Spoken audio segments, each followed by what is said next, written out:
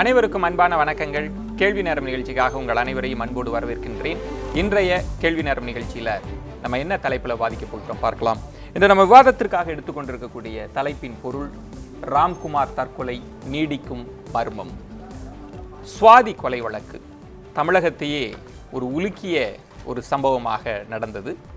அதில் நடந்த நிறைய விஷயங்கள், நிறைய மர்மமான முடிச்சுக்கள் இருப்பதாகத்தான் தொடர்ந்து பத்திரிகைகளில் ஏன் தமிழகத்திலேயே அது விவாத பொருளாக மாறிட்டே இருந்தது. ராம்குமார் கொலை செய்தாரா, கொலை செய்யவில்லையா அப்படின்ற ஒரு பெரிய சர்ச்சை இங்கு இருந்து கொண்டிருக்கக்கூடிய சூழலில் இன்றைக்கு மாலை ராம்குமார் சிறையில் தற்கொலை செய்து கொண்டார் அப்படின்ற ஒரு செய்தி. அந்த விஷயமும் இன்றைக்கு பெரிய விவாதமாக மாறி இருக்கிறது. அவர்தான் தற்கொலை செய்து கொண்டாரா அல்லது இதற்கு பின்னணியில் நிறைய மர்ம முடிச்சுக்கள் இருக்கின்றன அப்படின்னு நிறைய கேள்விகளும் மர்மங்களும் இருக்கின்றன.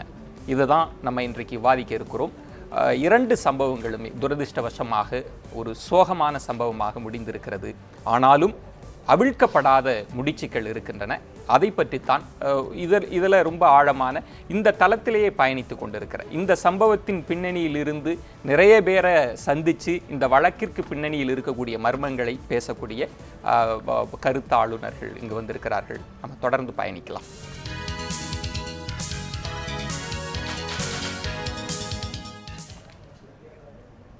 மீண்டும் உங்களை வரவேற்கின்றேன். மாலை 4:45 ராம்குமார் தற்கொலை செய்து கொண்டதாக சிறைத்துறை வட்டாரங்கள் தெரிவித்தது. ஆனால் இது தற்கொலை அல்ல அப்படின்றது தான். ஏன்னா தற்கொலை என்று சொன்னபோதே ராம்குமாரினுடைய வழக்கறிஞர் கடுமையான ஆட்சேபத்தை தெரிவித்தார். இது தற்கொலை அல்ல, நீங்கள் எப்படி தற்கொலை என்று சொல்கிறீர்கள் என்ற கடுமையான ஆட்சேபனை. அவரினுடைய தந்தையும் அதே ஆட்சேபையை தெரிவித்திருக்கிறார். ஏனென்றால் நேற்று அவர் நல்ல முறையில் தான் எங்களிடம் பேசி கொண்டிருந்தார் என்று நிறைய மர்மங்கள் இந்த வழக்கில் இருக்கிறது. என்ன நடந்தது இது பற்றி தான் நம்ம பேச இருக்கிறோம். நான் கருத்துரையாளர்களை உங்களுக்கு அறிமுகம் செய்து விடுகிறேன். காவல்துறை அதிகாரி, ஓய்வு பெற்றவர், இதில் ரொம்ப ஆழமான பார்வை கொண்டவர் திரு கருணாநிதி அவர்கள் வந்திருக்கிறாங்க. வணக்கம்.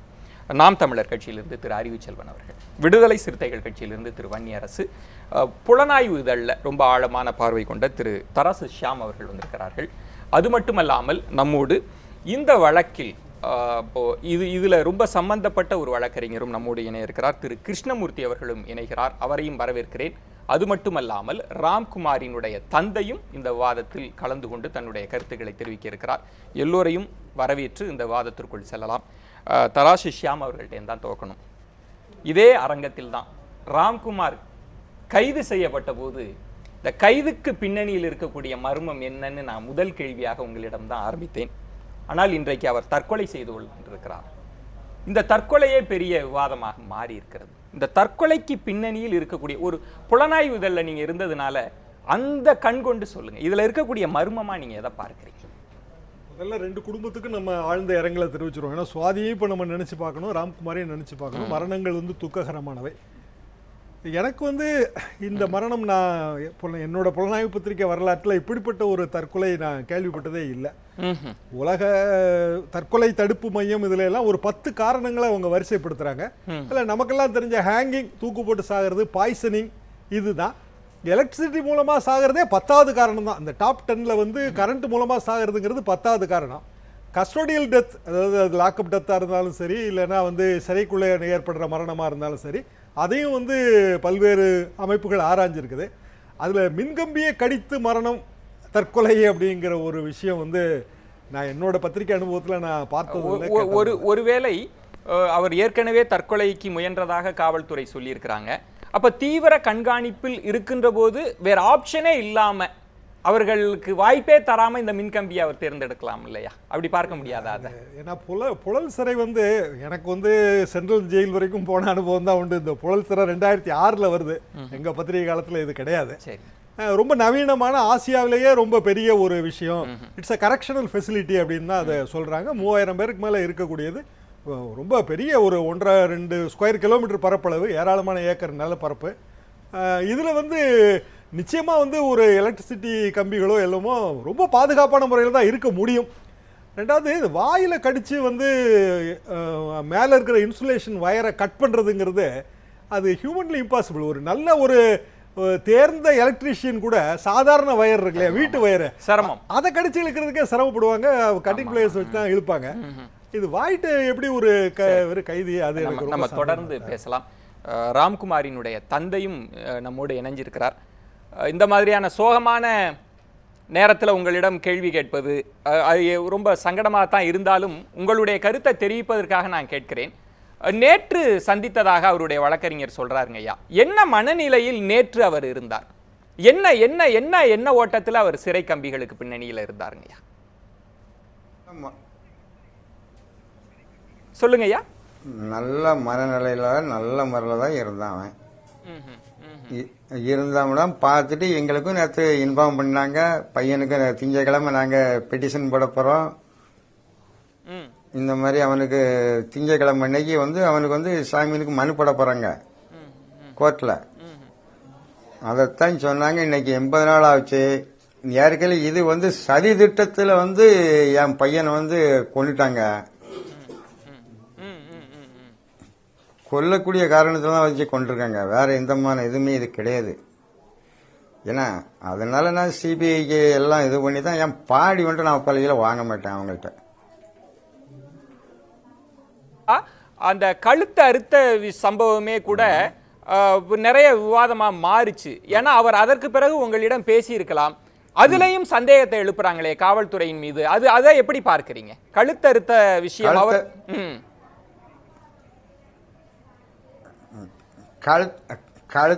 கழுத்தறுத்த விஷயம் வந்து எப்படின்னு கேளுங்க. இவன் வந்து இங்க வந்து இருந்து 4-5 நாள் ஆடு வத்தலாம் வீட்டுல இருந்து. ஹலோ, கேட்டுட்டு இருக்கோம், சொல்லுங்க. ஹலோ, சொல்லுங்க ஐயா. இவன் 5 நாள் ஆடு பத்துறான். எப்பவும் ரெகுலரா ஒரு முகத்துல ஒரு இது கிடையாது, ஒண்ணு கிடையாது. நீட்டா அவனால அவனுக்கு எந்தமான ஒரியும் இல்லாம ஆடு வத்தி வச்சு வரவு செலவு பண்ணிட்டு இருந்து எங்க கூட தான் உட்காந்து 9 மணி வரை சாப்பிட்டு இருந்துட்டு பின்னாடி போய் படுத்திருக்கான். நான் முன்னாடி படுத்திருக்கோம். என் பொண்ணு, என் வீட்டம்மா, நாங்க எல்லாரும். போலீஸ் வந்து 11:15 லைட்டை அமைச்சிட்டு வந்து முன்னாடியே லைட் அமைச்சு பிள்ளைய தூக்கி கொண்டு போய் கழுத்தை அறுத்து தூக்கிட்டு போய் சவத்தை சாத்தி வச்சது மாதிரி சாத்தி வச்சு தூக்கிட்டு போனாங்க. அதோட அதான் தென்காசி இன்ஸ்பெக்டர் பாலமுருகன்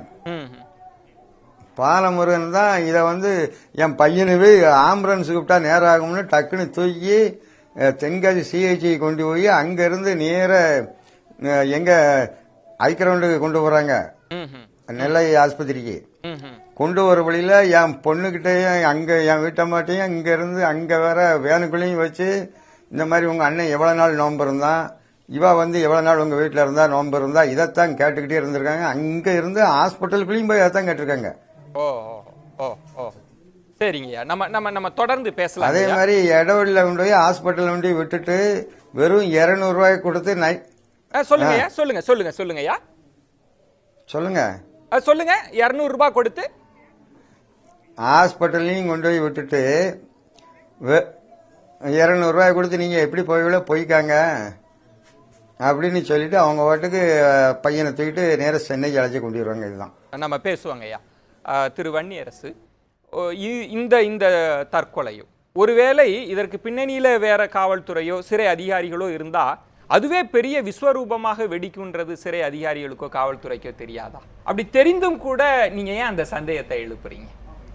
இல்லை, சந்தேகம்ங்கிறதுலாம் இதில் எதுவுமே இல்லை. இதில் இல்லைன்னு நினைக்கிறீங்க?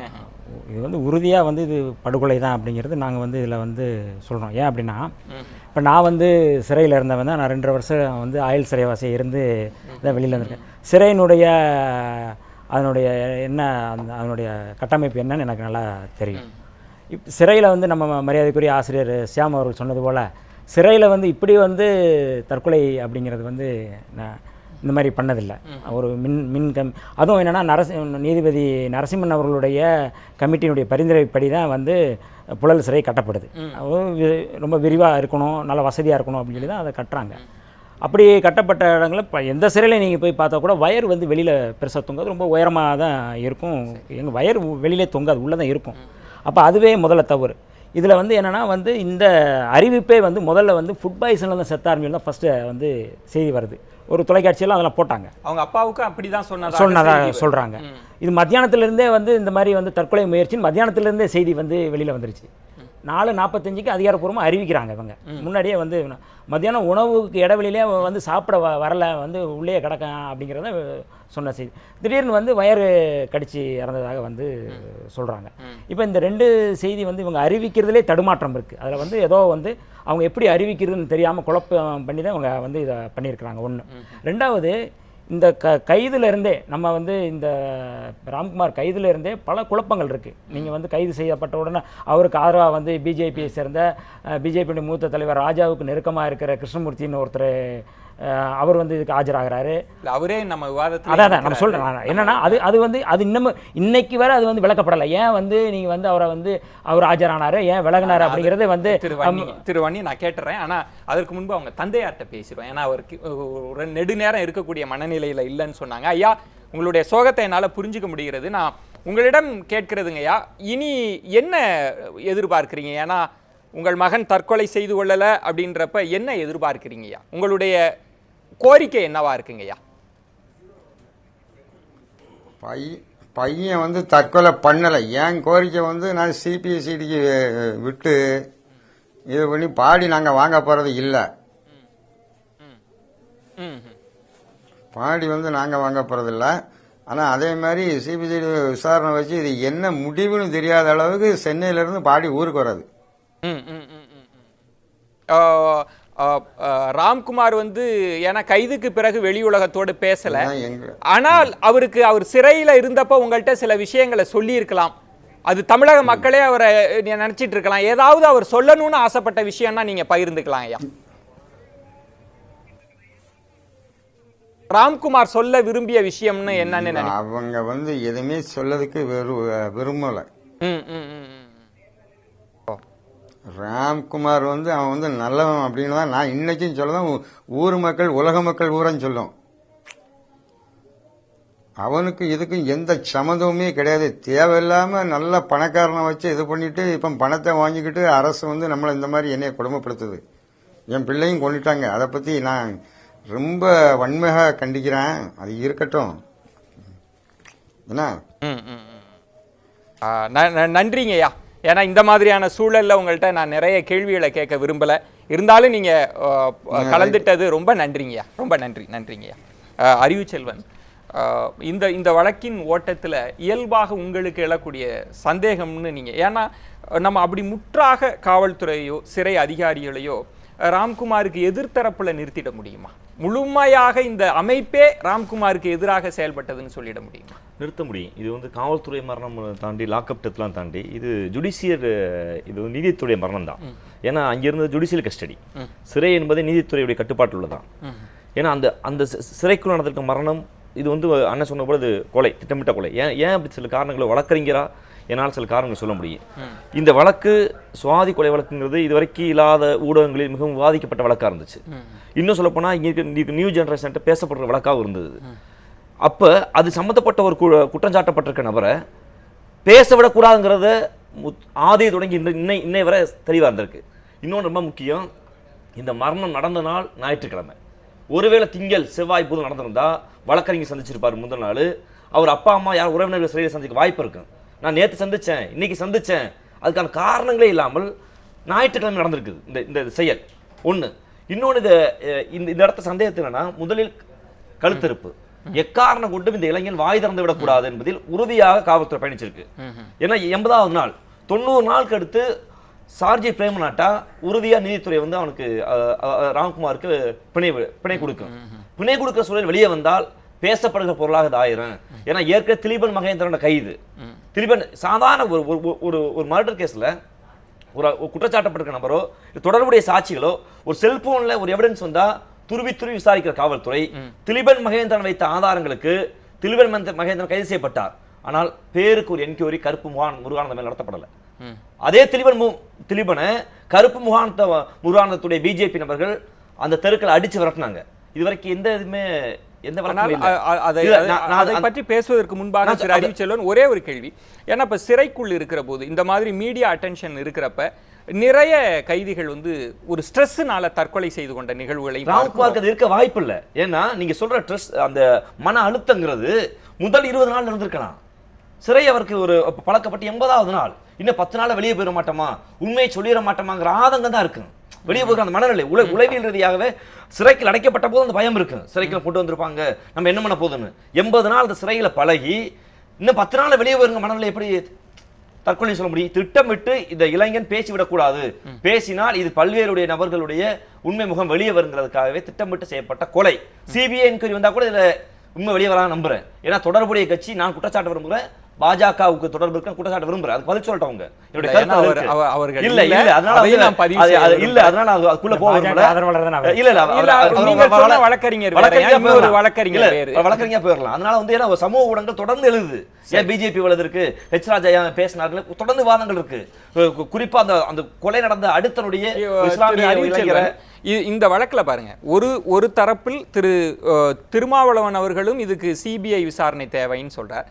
இன்னொரு தரப்புல திரு ஹெச் ராஜாவும் இதுக்கு உயர்மட்ட விசாரணை தேவைன்னு சொல்றாரு. ரெண்டு பேருமே அதைத்தானே கேட்கறாங்க. அதாவது கோருகிற நம்மளுடைய அதாவது மனநிலை வேற. அண்ணன் திருமாவளவனுடைய கோரிக்கை எப்படியாவது தமிழ்நாடு அரசு இருந்து ஒரு சிபிஐ மீது ஒரு வெளிப்படைத்தன்மை இருக்கும் நம்புறோம். ஆனா பொதுவா என்னுடைய கருத்து, சிபிஐங்கிற அந்த ஏஜென்சியே இந்த நாட்டில் போய் சுப்ரீம் கோர்ட்டா தான் கண்டம் பண்ணிருக்காங்க. ஏற்கனவே உயர்நீதிமன்றங்கள் எல்லாம் இது பண்ணிருக்காங்க. அது விவாதத்துக்கு உட்படுத்தப்பட்டது. ஆனா இந்த கொலை என்பது திட்டமிட்டு ஒரு ஞாயிற்றுக்கிழமை வேளையில் இன்னைக்கு யாருமே சிறையில் சந்திக்காத போது அரசு தன்னை பாதுகாத்துக்குள்ள 10 நாள் வெளியே வந்தால் குட்டு வெளிப்பட்டு வந்ததுக்கானது அரசு நீதித்துறையுடைய கொலை. இது நாளைக்கு ஜாமீன் வர வருது.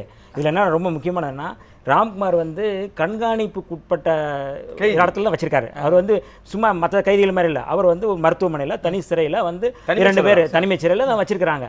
அப்போ இப்படிப்பட்டவர் எப்படி வந்து தற்கொலை செய்ய முடியும்? சரி, நிறைய கேள்வி தாண்டி உங்க ஊடகத்தை கவனிச்சேன்.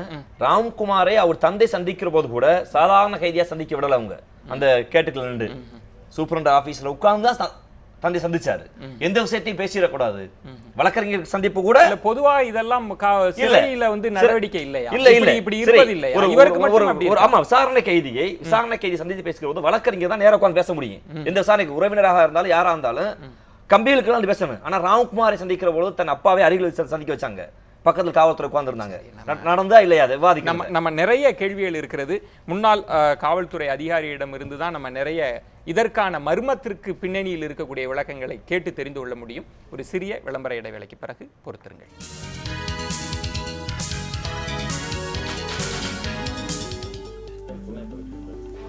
மீண்டும் உங்களை வரவேற்கின்றேன். ராம்குமார் தற்கொலை நீடிக்கும் மர்மம், இந்த பொருளை தான் நம்ம பேசிகிட்டு இருக்கோம். நிறைய கேள்விகள் எழுப்பப்பட்டு கொண்டே இருக்கின்றன. நம்ம அதற்கான விடையை தேடி தான் அந்த வாதமே நகர்ந்துட்டு இருக்கு. திரு கருணாநிதி, உங்களிடம் தான் நான் கேட்பது, முதல்ல ரொம்ப எளிமையாக இதை பார்க்கிற போது இவ்வளவு குற்றச்சாட்டுகளையும் தொகுத்தால் ராம்குமார் பேசிவிடக்கூடாது அப்படின்றதற்காக கழுத்து அறுக்கப்பட்டது. இனி இந்த வழக்கின் தன்மை, நாளைக்கு ஜாமீனில் வெளியே வந்து எதுவும் பேசிவிடக்கூடாது என்பதற்காக அவரினுடைய உயிரே பறிக்கப்பட்டதுன்றது தான் சம்மரைஸ் பண்ணுறாங்க. அப்படி பார்க்கலாம். இப்படியெல்லாம் வந்து நம்ம ஹேஷியத்தில் சொல்ல முடியாது. முதல்ல நான் ஒன்று சொல்கிறேன். இது வந்து அவர் குற்றம் சுமத்தப்பட்டவராக இருந்தால் கூட அவர் ஒரு மனிதர். அவருடைய உயிர் போனதற்கு அவருடைய பெற்றோர்கள் சாதாரணமாக, அவரும் ஒரு பெற்றோர்கள்ங்கிற முறையில் அவங்களுக்கும் மனசில் ஃபீலிங் இருக்குது. அதையெல்லாம் வந்து நம்ம தீர்ப்பதற்கு கடமைப்பட்டிருக்கிறோம். நிச்சயமாக அவர்கள் சந்தேகம் எழுகிறத அந்த சந்தேகத்தை போக்க வேண்டிய கடமை காவல்துறைக்கு இருக்கிறது, இப்பொழுது சிறைத்துறை இருக்கிறது, நீதிமன்றத்து எல்லாத்துக்குமே இருக்கிறது. இப்போது நம்ம எல்லாமே நீங்கள் ஹேஷியத்தில் தான் சொல்லிகிட்டு இருக்கிறீங்க. நீங்கள் சொன்ன மாதிரி அவரை போய் வந்து சைலண்ட் பண்ணணும், அவனை இப்போ வெளியில் பேச விடாமல் பண்ணணுங்கிற நெசசிட்டியெல்லாம் இல்லை. காவல்துறைக்கோ இன்வெஸ்டிகேட்டிங் ஆஃபீஸருக்கு கிடையாது. இன்வெஸ்டிகேட்டிங் ஆஃபீஸருங்கிற ஒருத்தராக இருந்தாலும் அவர் இன்வெஸ்டிகேட் பண்ணுற விஷயம் வந்து அவர் மட்டுமே முடிவு பண்ணுற விஷயமே இல்லை. பல சாட்சியங்கள், பல ஆதாரங்கள், பல தடயங்கள், பல சான்றாவணங்கள், இதையெல்லாம் பேஸ் பண்ணி தான் அவர் கொண்டு போய் ஏன்னா சமூக ஊடகங்கள்ல எல்லாம் வந்த கேள்வி, ஒரு பெரிய டெரரிஸ்ட போய் பிடிக்கிறது மாதிரி 11:30 மணிக்கு விளக்குகளை எல்லாம் எல்லா கேஸ்லயும் அங்கதானே பிரச்சனையே. எல்லா கேஸ்லயும் அப்படி வந்து ஒரு சாதாரண இதே குற்றவாளி, அதாவது குற்றவாளி, நீங்க குற்றம் நடந்த போது நம்ம எவ்வளவு டென்ஷனா இருந்தோம்னு உங்களுக்கு தெரியும். சரி, ஏன் பிடிக்கல, என்ன பிடிக்கல, என்ன பண்ணலன்னு சொல்லி கேட்டுட்டு இருந்தோம். பிடிச்சவன தான் நம்ம இந்த திசை மாறி போச்சு. பிடிக்கிற வரைக்கும் காவல்துறையை போயிட்டு அவ்வளவு இதை எடுத்துட்டு இருந்தாங்க, என்ன செய்யறாங்க, ஏன் பண்றாங்கன்னு அவங்க கண்டுபிடிச்சு போய் கொண்டு வந்தாங்க. இப்போ இவ்வளவெல்லாம் நான் என்ன சொல்றேன், இவ்வளவெல்லாம் சொல்றவங்க இதுல ஒண்ணு பெரிய விஷயமே இல்லை. இந்த சம்பவம் நடந்த போது, இந்த கொலை நடந்த போது அந்த ராம்குமார் அங்கு இல்லை என்றால் எங்கு இருந்தார், இங்கு இல்லைன்னு ப்ரூவ் பண்ணுங்க, இல்ல எங்க இருந்தாருங்கிறத சாட்சியை ப்ரொடியூஸ் பண்ணுங்க, போச்சு முடிஞ்சு போச்சு, இந்த கேஸே இதாயிடும். நீங்க நான் என்ன சொல்றேன், நீதிமன்றத்தில் இப்போ இந்த இன்வெஸ்டிகேட்டிங் ஆஃபீஸர் என்னதான் கதை எழுதி ஜோடிச்சு கொண்டு போய் நிப்பாட்டினாலும் நீதிமன்றத்தில் உட்காந்துருக்காங்க ஜட்ஜஸ் எல்லாம் ஒன்றும் விவரம் தெரியாதவங்க இல்லை. அவங்க ஒரு சின்ன டவுட்டை அவங்க கிரியேட் பண்ணாங்கன்னா போதும். அதுவும் வந்து இப்போ எதிர்ப்பு தெரிவிச்சிட்டு இருக்கவர் ஒரு பிரபல வழக்கறிஞர், அவருக்கு ஒரு சந்தேகத்தை இந்த வழக்கை ப்ரூவ் பண்ணுறது ஒன்றும் கஷ்டமே இல்லை. கொண்டு போய் நீதிமன்றத்தில் கொண்டு போய் கொடுத்தோன்னு அந்த சந்தேகத்தை ஈஸியாக அவர்கள் எழுப்பிய கேள்வியில இந்த தற்கொலைக்கு சொல்லக்கூடிய காரணமே ஏற்புடையதா இல்லைன்றாங்க. ஒரு வயரை கடிச்சு அது எப்படின்னு கேட்குறீங்க. நான் வந்து கேஸை பத்தி சொல்லிட்டு இருக்கேன், இப்போ நீங்க தற்கொலைக்கு வர்றீங்க. நான் தற்கொலைக்கு நான் என்ன சொல்றேன், நிச்சயமாக ஏற்கனவே தற்கொலைக்கு முயன்ற ஒரு குற்றவாளியை இவ்வளவு கேர்லெஸ்ஸாக கம்பியை கடிக்கிற அளவுக்கு விட்டுருக்கிறது மிகப்பெரிய தவறு. அதற்கு காரணம் காவல்துறை அல்ல, சிறைத்துறை. அதை முதல்ல தெரிஞ்சுக்கணும். சிறைத்துறையில் உள்ளவர்கள் இதற்கு பதில் சொல்ல கடமைப்பட்டிருக்கிறார்கள், விசாரணைக்கணும். இப்போ விசாரிக்க போகிறது வந்து முதல்ல எஃப்ஐஆர் மட்டும்தான் காவல்துறை போடுவாங்க. புழல் இன்ஸ்பெக்டர் தான் எஃப்ஐஆர் போடணும். எஃப்ஐஆருக்கு இது வரைக்கும் கம்ப்ளைண்ட் வரல. கம்ப்ளைண்ட் வந்து அவங்க தான் கொடுக்கணும். சிறையிலேருந்து ரிப்போர்ட் பண்ணி என்ன நடந்துச்சுங்கிறத அவங்க எழுதி கொடுக்கணும். அதை எஃப்ஐஆர் அவங்க போட்டுட்டு மேஜிஸ்ட்ரேட் ஹேண்டர் பண்ணணும். மேஜிஸ்ட்ரேட் தான் என்கொயரி பண்ணணும். இப்போ ஆர்டிஓ கூட சேஞ்ச் பண்ணி. சார் நான் என்ன கேட்குறேன்னா, நம்ம இதெல்லாம் நடக்கிற ப்ரொசீடிங் தான், அதெல்லாம் விட்டுருவோம். இப்போ நீங்க உங்க அனுபவத்தில் இருந்தே சொல்லுங்களேன், ஒரு கைதி இவ்வளவு கண்காணிப்புல இருக்கிறவர் ஒரு வயரை கடிச்சாரு அதனால இறந்துட்டாருன்னு சொல்ற அந்த செய்தி இருக்குல்ல, நம்ம அதுக்குள்ளெல்லாம் அப்புறம் போவோம், ஏன்னா நீதிபதி எல்லாம் பார்ப்பாங்க. அதை நீங்க ஏத்துக்கிறீங்களா? அது ஏற்புடையதா இருக்கான்னு கேட்கிறேன். அதாவது ஏற்றுக்கொள்றதுங்கிறது ஒரு சம்பவம் எப்படி வேணாலும் நடக்கலாம். நான் ஏற்றுக்கொள்ளுங்கிறது நான் ஏன் சேர்த்துக்க சொன்னேன், என்ன நடந்துச்சுன்னு நம்ம தெரிஞ்சாதான் இன்வெஸ்டிகேஷன் தான் சொல்ல முடியும். அதாவது ஒரு சின்ன நாடாவில் தூக்கு மாட்டிட்டு தூங்கின கேஸ்லாம் இருக்கு. பார்த்தா கால் வந்து தரையில் பட்டிருக்கும், கொஞ்சம் தான் பார்சியல் தான் ஹேங்கிங் இருக்கும், செத்து போயிருப்பாங்க. அதனால தற்கொலைங்க முடிவு பண்ணிட்டான், நான் எப்படி வேணாலும் தற்கொலை பண்ணிக்கலாம். ஆனால் இதற்கு அப்படி விடக்கூடாத ஒரு பொறுப்பு இது வந்து எதுக்கு இருக்கு? சிறைத்துறைக்கு இருக்கு. சிறைத்துறை காவலாளிகளை நம்ம அவங்க அலட்சியம்ன்ற ஒற்றை வார்த்தையை தாண்டி அவ்வளவு பலவீனமான அமைப்பா சிறையில இருக்கு. ஒருத்தர் வந்து தற்கொலை செஞ்சுக்கிறதுன்றது ரொம்ப சமையலறைக்கு போனார், அதை கடிச்சு இறந்துட்டாருன்ற அளவுலயா சிறைத்துறை சிறையெல்லாம் இருக்கக்கூடாது இல்ல, அது ஸ்டேட்மெண்ட். அப்படி இருக்க முடியும், அங்கதானே இவங்க மர்மத்தை கிளப்புறாங்க. இருக்க முடியுமான்னு கேட்டா இப்ப நான் சொல்ல முடியாது. இங்க உட்கார்ந்துட்டு என்கொயரி ஆபீசர் போகணும் இல்ல. இப்போ சரி இருங்க, நான் சொல்லி முடிச்சிடுறேன். இப்போ எஃப்ஐஆர் போட்ட உடனே மேஜிஸ்ட்ரேட் போய் உள்ள என்கொயரி பண்ண போறாரு. அந்த சீன்லாம் அப்படியே இருக்க போகுது. அதை போய் சயின்டிஃபிக் எக்ஸ்பர்ட், ஃபாரன்சிக் எக்ஸ்பர்ட் போய் பார்க்க போறாங்க. இது ஏற்கனவே இருந்ததா இல்ல சீனை கிரியேட் பண்ணியிருக்காங்களா, இதெல்லாம் உண்மையா பொய்யான்னு அவங்க தான் தீர்மானிக்க போறாங்க. மேற்கொண்டு இந்த போஸ்ட்மார்ட்டமும் வந்து டீம் ஆஃப் டாக்டர்ஸ் கண்டக்ட் பண்ண போறாங்க, இது வீடியோ எடுக்க போறாங்க. இதெல்லாம் வரும்போது நிச்சயமாக இது எலக்ட்ரிக்யூஷனால தான் இந்த டெத் ஆச்சான்னு சொல்லி டாக்டர் சைட் பண்ண போறாங்க. இதனால it is not a single man show. நம்ம பேசுவோம். திரு டேனியல் அவர்கள் மீனாட்சிபுரத்தில் இருந்து காத்திருக்கிறார். வணக்கம் டேனியல். வணக்கம். ராம்குமாரினுடைய மரணத்திற்கு பிறகு அங்க இருக்கக்கூடிய மனநிலை எப்படி இருக்கு? நீங்க இதை எப்படி தற்கொலையா பார்க்கிறீங்களா? நீங்க எப்படி பார்க்கிறீங்க?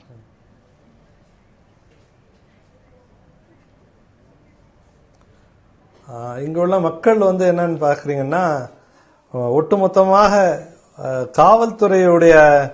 காவல்துறை மீது எந்த ஒரு நம்பிக்கை இல்லாத சூழ்நிலையில் இருக்கிறார்கள். ஏன்னா இந்த மாதிரி ஒரு சிறையில வந்து இப்படி ஒரு தற்கொலை நடக்கிறதுக்கு என்ன வாய்ப்பு இருக்கிறது, அதுதான் அவங்களுடைய கேள்வி. ஆரம்பத்திலிருந்தே இந்த வழக்கில் பாத்தீங்கன்னா ஒட்டுமொத்தமாக அனைத்து பழியும் ராம்குமார் மீதே திணிக்கப்பட்டு வந்து கொண்டிருக்கிறது. ஆனால் இதுவரைக்கும் மக்களுடைய சைடு, நாங்க சொல்ற எங்க பகுதியிலிருந்து எங்க தரப்புல உள்ள விவாதங்களை எதுவும் அவங்க இதுவரைக்கும் ஏற்றுக்கொள்வதாகவே இல்லை. ஏன்னா ராம்குமார் வந்து கைது செய்யப்பட்ட போது வந்து மீனாட்சிபுரமே நிறைய மக்கள் வந்து ரொம்ப அவமானகரமாக நாங்கள் வந்து உணர்றோம் அப்படின்லாம் பத்திரிகையில் செய்திகளை பார்த்தோம். ஆனால் அங்கு இருக்கக்கூடிய மக்களின் மன ஓட்டம் என்னவா இருக்கு?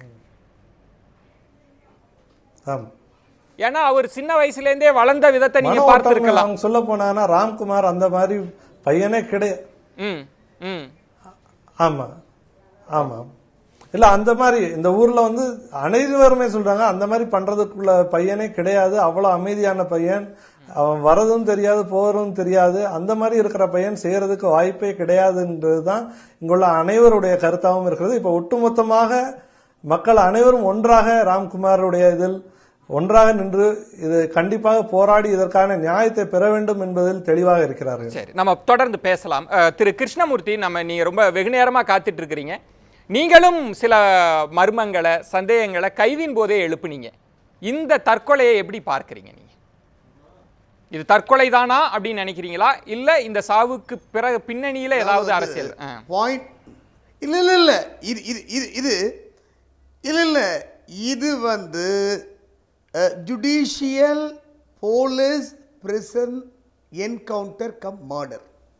அதாவது ஆரம்பத்திலேயே வந்து அவர் ரிமாண்ட் பண்ணும்போதே நான் அந்த ரைஸ் பண்ணேன். தற்கொலை முயற்சின்னு இப்போ ஆரம்பிச்சிருக்காங்க. இதையே வந்து கொலையாக பண்ணி கொலை பண்ணிடுவாங்க. நான் ஏற்கனவே ரிமாண்ட் பண்ணும்போதே நான் சொல்லியிருந்தேன். அதாவது வந்து திரு கிருஷ்ணமூர்த்தி, திரு கிருஷ்ணமூர்த்தி, திரு கிருஷ்ணமூர்த்தி பிரார்த்திக்கிறேன். திரு கிருஷ்ணமூர்த்தி, எனக்கு இல்ல இல்ல இல்ல ஒரே ஒரு விஷயம், வாங்க ஒரே ஒரு விஷயத்தை கூடுதலாக, ஏன்னா இதே கருத்தை நீங்க பதிவு செய்தீர்கள், எனக்கும் நினைவு இருக்கிறது. ஏன்னா திரு கருணாநிதி அவர்கள் சொல்வது மாதிரி நாளைக்கு இது உடல் பரிசோதனை செய்யப்படும், நாளைக்கு எல்லாம் விசாரணைக்கு வரத்தானே போகுது, இதெல்லாம் வெளிச்சத்துக்கு வரதானே போகுது. இல்ல மிஸ்டர் கருணாநிதியோட மிஸ்டர் கருணாநிதி ஸ்டேட்மெண்ட் வந்து ஒரு இம்மெச்சூர் ஸ்டேட்மெண்ட். அதாவது நாங்கெல்லாம் ஃபோரன்சிக் மெடிசன் படிச்சவங்க, ஃபோரன்சிக் சயின்ஸ் அண்டர்கான் பண்ணவங்க. எலக்ட்ரோக்யூஷனை பொறுத்த வரைக்கும் எலக்ட்ரிக் பர்ன்ஸ் மட்டும்தான் இருக்கும். அதில் நீங்கள் எந்த விதமான தடயங்களை நீங்கள் கண்டுபிடிக்க முடியாது. நான் ஒரு ஃபோரன்சிக் சயின்ஸ் எக்ஸ்பர்ட்டுங்கிற முறையில் சொல்கிறேன், உச்சநீதிமன்ற வழக்கறிஞர் மட்டும் இல்லாமல் அந்த முறையில் நான் சொல்ல விரும்பலை. அதாவது வந்து எலக்ட்ரோக்யூஷனை பொறுத்த வரைக்கும் டோட்டலாக எலக்ட்ரிக் பர்ன்ஸ் மட்டும்தான் இருக்கும். அதாவது என்ன அப்படின்னா 167 சப்கிளாஸ்களும் வெளில வந்துடக்கூடாது. இதில் வந்து பல பேரில் வந்து விசாரிக்கலை. தமிழச்சி வெங்கிற புனைப்பெயரில் அவங்க பல சந்தேகங்களை கிளப்பியிருக்காங்க. நாங்களும் ஏகப்பட்ட சந்தேகங்களை கிளப்பியிருக்கோம். ஸோ ஒரு பக்கம் சுவாதியுடைய சில மூடி மறைக்கப்பட்ட கேரக்டர்ஸ் வெளில வந்துடக்கூடாது, சுவாதியுடைய அந்த சில தொடர்புகள் வெளியில் வந்து விடக்கூடாது. ராம்குமாரை வந்து ஏற்கனவே கொலை செய்ய போலீஸ் தான் முயற்சி பண்ணாங்க. நான் வந்து இதெல்லாம் அவங்க பேசுகிறாங்க. ரெண்டே விஷயத்தை சொல்கிறேன், ரெண்டே விஷயம். ஹானரபிள் ஹைகோர்ட் ஆஃப் மெட்ராஸில் போய் கதறி போய் நான் மென்ஷன் பண்ணேன், நான் பேர் சொல்ல விரும்பலை. அந்த பெஞ்சில் வந்து அவர்கள் வந்து அன்றைக்கே என்னுடைய கோரிக்கையை ஏற்று இந்த வழக்கை கண்காணித்து இருந்தால் இந்த நிலை வந்திருக்காது. அடுத்ததாக பார்த்தீங்கன்னா லேர்னட் ஜட்ஜ், ஹானஸ்ட் ஜட்ஜ், அவர் வந்து சிபிஐ விசாரணை கோரி தாக்கல் செய்யப்பட்ட மனுவை வந்து தள்ளுபடி செய்கிறார். ஒருவேளை அந்த மனுக்கு வந்து ஹானரபிள் அந்த நீதியரசர் வந்து நோட்டீஸ் அனுப்பிச்சிருந்தா கூட இந்த திரு கிருஷ்ணமூர்த்தி, சிபிஐ கோரி செய்யப்படுகிற மனுக்கள்ல இல்ல திரு கிருஷ்ணமூர்த்தி, பல நேரங்கள்ல அது தள்ளுபடி செய்யப்படுகிறது. உடனடியாக சிபிஐ விசாரணை எல்லாம் ஏற்றுக்கொள்ளப்படுவது இல்ல தானே? பல வழக்குகள்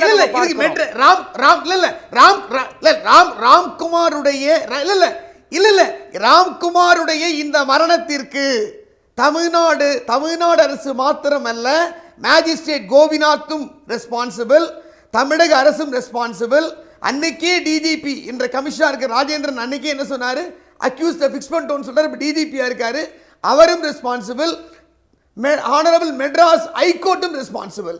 அதாவது என்ன பொறுத்த வரைக்கும் இந்த வழக்குல பல விஷயங்கள் உண்மைக்கு வெளியே, ஏன்னா சார்ஜ் ஷீட் போட்டு வழக்கை கொண்டு வந்தாங்கன்னா குறுக்கு விசாரணையில் அத்தனை உண்மைகளையும் நாங்கள் வெளியில் கொண்டு வந்து விடுவோம்.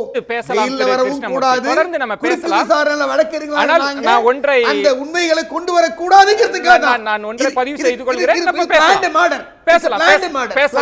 ஆனா நம்ம நீதித்துறை சார்ந்து, காவல்துறை சார்ந்து, அரசு சார்ந்து பேசுகிற போது இதெல்லாம் உங்கள் தனிப்பட்ட கருத்தாகவே நான் பதிவு செய்து கொள்கிறேன். ஏன்னா இதுல கேள்வி நேரம் பொறுப்பேற்க முடியாது. ஏன்னா இது நீதித்துறை சார்ந்து போறதுனால நீங்க திரு கருணாநிதி அவர்கள்ட்ட தான் இந்த கேள்விக்கு நீங்க என்ன பதில் சொல்ல போறீங்க? அதாவது அட்வொகேட் சார் என்னை போய் இம்மெச்சூர்னு ஒரு வார்த்தை சொன்னார். உண்மையிலே வந்து அது கொஞ்சம் யோசனை பண்ணி சொல்லியிருக்கணும். நான் வந்து ஃபாரன்சிக் மெடிசின் கோல்டு மெடலிஸ்ட், நான் ஒரு ஃபேக்கல்ட்டி மெம்பருங்கிற முறையில் சொல்கிறேன். ஒரு எலக்ட்ரிக்யூஷனால் டெத் ஆனதை ஈஸியாக கண்டுபிடிச்சிடலாம். சும்மா இவர் சொல்கிறது மாதிரி கிடையாது. சலைவல் ஸ்டெயின் அந்த இதில் இருக்கான்னு, ஒயரில் இருக்கான்னு பார்க்கலாம். அந்த அவருடைய பல்லுல இந்த ட்ரேசஸ் இருக்கான்னு பார்க்கலாம். எலக்ட்ரிக்யூஷன்னா டெத் இருக்கிற உள்ள இன்டர்னல் ஆர்கன்ல ஒன்றுலயும் அதோட சிம்டம் இருக்கும். இவ்வளவு விஷயங்கள் இருக்கு. நான் ஒன்றும் இம்மெச்சூரா பேசல. அவர் இம்மெச்சூர்ங்கிற வார்த்தையை முதல்ல ஐ அம் a faculty member in forensic medicine and forensic surgery. நீங்க வந்து அத முதல்ல விதா பண்ணணும். நீங்க இம்மெச்சூரா பேசுறீங்க. forensic எக்ஸ்பர்ட்டால இந்த டெத் வந்து எலக்ட்ரிக்யூஷனால ஆச்சு ஆகலன்னு சொல்ல முடியும். அவர் வெறும் பாடியை மட்டும் பார்க்க மாட்டாங்க. பாடியை வந்து forensic expert சர்ஜன் பாப்பாரு. ஸ்டீல்ல வந்து ஃபாரன்சிக் எக்ஸ்பர்ட் பார்த்தாங்கன்னா அதுல ட்ரேசஸ் இருக்கும். அந்த இதுல வயர் வந்து மேனிபுலேட்டட் பண்ணதா ஆல்ரெடி இல்ல அது அவர் என்ன கேக்குறாருன்னா திரு கிருஷ்ணமூர்த்தி எப்படி கிருஷ்ணமூர்த்தி இவர் என்ன இல்ல திரு கிருஷ்ணமூர்த்தி இல்ல ஒரே ஒரு விஷயம் காத்துறேன். திரு கிருஷ்ணமூர்த்தி திரு கருணாநிதி அவர்கிட்ட சொல்றது நான் இருங்க சார் இல்ல சார் வேண்டாம் இல்ல இங்க பாருங்க திரு கிருஷ்ணமூர்த்தி ஒரே சார் இல்ல வெயிட் பண்ணுங்க. ஒரே ஒரு விஷயம் நான் சொல்றத கேளுங்க. ஒரே ஒரு விஷயம் நீ சார் இருங்க திரு கிருஷ்ணமூர்த்தி அமைதியா இருங்க. நீங்க உங்கள் தரப்பு கருத்தை சொல்லலாம், அதுக்கு உங்களுக்கு முழு உரிமை உண்டு. ஆனால் எதிராளியினுடைய திறமையோ அறிவையோ அனுபவத்தையோ நம்ம அளவுகோலாக வைப்பதை கேள்வி நேரம் விரும்புறதில்லை. உங்கள் தரப்பை நீங்க தாராளமா சொல்லுங்க. ஆனால் திரு கருணாநிதி அவர்கள்ட்ட ஒரே ஒரு கேள்வி. அவர் சொல்றாரு அவர் தற்கொலை செய்து இந்த ஆதாரங்கள்லாம் அவரை வந்து ஒரு கொலையும் செய்யப்பட்டிருக்கலாம் இல்லையா?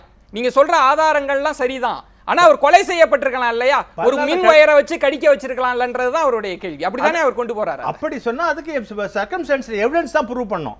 சர்க்கம்ஸ்டன்ஷியல் எவிடன்ஸ் இருக்காங்கல்ல, மேஜிஸ்ட்ரேட் போய் நாளைக்கு விசாரிக்க போறாங்க.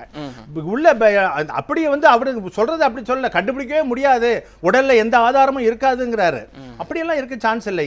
எல்லாத்தையும் நம்ம அந்த ஒயரை வந்து இப்ப அந்த இடத்துல வந்து கடிக்க அலோவ் பண்ணதே தப்பு. இப்போ அந்த அளவுக்கு ஓப்பனா ஒரு கைதியால அங்க சிறையில் இருக்கிற கைதியால ஒரு எலக்ட்ரிக் ஒயரை வந்து கடிக்கக்கூடிய அளவுக்கு விட்டதே தப்பு. அதுக்கே அவங்க பதில் சொல்லி ஆகணும். ஆனா நான் அது எனக்கு சிறை காவலர்கள் பத்தி பிரச்சனை இல்லை. இந்த கொலைக்கு பின்னணியில் இருக்கக்கூடிய மர்மத்தை தான் நம்ம வாதிச்சுட்டு இருக்கோம். ஆனால் திரு வன்னியரசு என்னுடைய கேள்வி, இப்ப நீங்க வந்து உயர்மட்ட விசாரணை வேண்டும்ன்ற ஒரு பார்வை, திரு அறிவுச்செல்வன் அவர்கள் சொல்வது உயர்மட்ட விசாரணை இருந்தாலும் நியாயம் கிடைக்க போறதில்லைன்னு. தொடர்ந்து நம்ம இதை மர்மமாகவே வச்சிருக்க போறோமா? அதுதான் அரசியல் வந்துருச்சோ? அதாவது அந்த மர்மமாகவே வச்சிருக்கணுங்கிறது தான் வந்து அரசு, காவல்துறை, சிறைத்துறை மூணுமே சேர்ந்து இதை பண்ணுறாங்க. நான் கேட்குறேன், இப்போ இவர் சொல்கிறாரு, சார் சொல்கிறாரு, இந்த மாதிரி வந்து வயரில் வந்து கடிக்க விட்டதே தப்பு அப்படின்னு சொல்கிறாரு. என்னை பொறுத்தளவு என்னென்னா, ஒரு விசாரணை சிறைவாசி கிச்சன் பக்கமே போக முடியாது. நீங்கள் வந்து கன்விக்ட் வார்டர் தண்டனை கைதிகள் தான் அங்கே போக முடியும். நீங்கள் அதே வந்து அது ஒரு விஷயமே போதும், அது வந்து பொய், அப்பட்டமான பொய், அவர் வந்து எப்படி கொல்லப்பட்டிருக்காரு அப்படிங்கிறது அதுக்கப்புறம் நம்ம வந்து சொல்லலாம். ஒன்று. ரெண்டாவது, ஒரு சிறைத்துறையில் இருக்கிற நிர்வாகம் யாரையாவது ஒருத்தரை கொலை செய்ய வேண்டும் என்று முடிவு செய்துவிட்டால் அவர்கள் வந்து சுற்றி வளைத்து யாரை எப்படி கொள்வார்கள் என்று தெரியும். அதற்கு உதாரணம் 2 நாட்களுக்கு முன்பு பேரறிவாளன் மீது நடத்தப்பட்ட தாக்குதல். பேரறிவாளன் வெளிப்படையாக வெளியே சொல்கிறாரு, இது வந்து இதில் இருக்கிற பின்னணி சொல்லணும், கண்டுபிடிக்கணும் அப்படின்னு சொல்லி அவர் வெளிப்படையாக சொல்கிறாரு. நீங்கள் கொலை அந்த ராஜேஷ் கண்ணாங்கிற குற்றவாளி வந்து அவர் கம்பியை வச்சு தாக்குனது எப்படி தாக்குனாரு, எப்படி வந்தார் உள்ள தனி சிறை இருங்க. இதில் என்னன்னா, யாராவது ஒருத்தர் கொலை செய்யணும் அப்படின்னு முடிவு செஞ்சுட்டாங்கன்னா சிறைத்துறை வந்து அதற்கான வேலைகளை செய்யும். அந்த ஒரு வேலை தான் இன்றைக்கு ராம்குமார். அது அப்ப நீங்க விசாரணையில் கண்டே பிடிக்க முடியாதா? நாளைக்கு விசாரணைன்னு வராதா? உடல் பரிசோதனை செய்யப்பட போகிறது. நாளைக்கு சிசிடிவி ஃபுட்டேஜ் மேபி கேட்கலாம். நாளைக்கு நீதிபதி உள்ள வெளிப்படைத்தன்மை இருக்காதான் சிக்கல். இப்ப ஏன்னா இப்ப நீங்க விவாதத்துக்கு எந்த வழக்கிலுமே இங்க அரசு பயங்கரவாதமாகட்டும், காவல்துறை நண்பர்களாகட்டும், இந்த வெளிப்படைத்தன்மை இல்லாம போச்சு. ஈவன் இதுல வந்து அவர் கிருஷ்ணமூர்த்தி சார் சொன்ன மாதிரி ஜுடிஷியரி இதுல இன்க்ளூட் இதுல, ஏன்னா வெளிப்படைத்தன்மை இல்லைங்கிற பயம் தான் அந்த சிக்கல். இந்த வழக்க பொறுத்தவரை ஆதிகாலம் தொட்ட வெளிப்படைத்தன்மை இல்லாம இருக்கு. நீங்க காவல்துறை மானிய கோரிக்கைகள் வாசிக்கும் போது அது தமிழ்நாடு முதலமைச்சர் வாசிச்சாங்க, நாங்க மிகப்பெரிய விடுதலை கொடுத்துருக்கோம். என்ன விடுதலை? சிறையிலிருந்து தொலைபேசி பேசுறாங்க. ராம்குமார் பேச விட்டாங்களா? ஏன் பேசவில்லை? எந்த ஊடக நண்பரையா ராம்குமார் சந்திக்க வாய்ப்பு கொடுத்தாங்களா? எத்தனை ஊடகங்கள் மனு போட்டிருக்காங்க? இல்லை, மறுக்க முடியுமா? இல்லை, அதுல ப்ரொவிஷன் இல்லைன்ட்டாங்க. இந்த சந்தேகங்கள் எல்லாம் திட்டமிட்டு செய்யப்பட்ட கொலை தான் எனக்கு தோணுது. அவர் சார் சொன்ன மாதிரி ஹேஷியமா இருக்க கூடாது. திரு கருணாநிதி அவர்கள் நம்ம எல்லாமே பேசுறது ஹேஷியமாகவே நம்ம எல்லாமே சந்தேகத்தை தான் சந்தேகங்கள் நாங்க எழுப்புறோம். இந்த சந்தேகங்களுக்கு நேர்மையான விளக்கத்தை அரசு எந்த வழக்கை கொடுத்திருக்கு? எந்த வழக்கு கொடுத்திருக்கு? இல்ல நீதிமன்றத்துல சார் கொடுப்பாங்க. இல்ல நம்மள்ட்டே வந்து பேசுறாங்க, கேள்வி நேரத்துல வந்து விளக்கம் கொடுப்பாங்க. இந்த வழக்கெல்லாம் குற்றச்சாட்டுறதே, இந்த வழக்குல குற்றச்சாட்டுறதே நீதிமன்றத்தை. ஏன்னா இது நடந்தது வந்து காவல்துறை மரணம் இல்ல. நீதிமன்றத்தையே இல்ல, ஆமா, அப்புறம் அது அக்கௌண்டபிலிட்டி இருக்கு. ஜுடிஷியரி ஆமா, ஆமா, அக்கௌண்டபிலிட்டி, ஜுடிஷியரி அக்கௌண்டபிலிட்டி. பெரிய ஆளா அந்த மர்டர் பண்ணவன். Yes, no, அவன் ஈவன் சிட்டிசன், அவ்வளவுதான். அக்கௌண்டபிள், கான்ஷியஸ் அக்கௌண்டபிலிட்டி, நீதித்துறை கேள்வி அதிகாரம். நான் மீண்டும் சொல்றதான், இதுல சிறை என்பது நம்ம சொல்ற மாதிரி காவல்துறை சார்ந்தது. அது ஜுடிஷியல் கஸ்டடி. எந்த மாஜிஸ்ட்ரேட் இது வரைக்கும் ஏதாவது சிறைக்கு போய் கைதிக்கு என்ன சலுகை கொடுக்கப்பட்டிருக்கு? எந்த யாரோ ஒரு மாஸ்டர்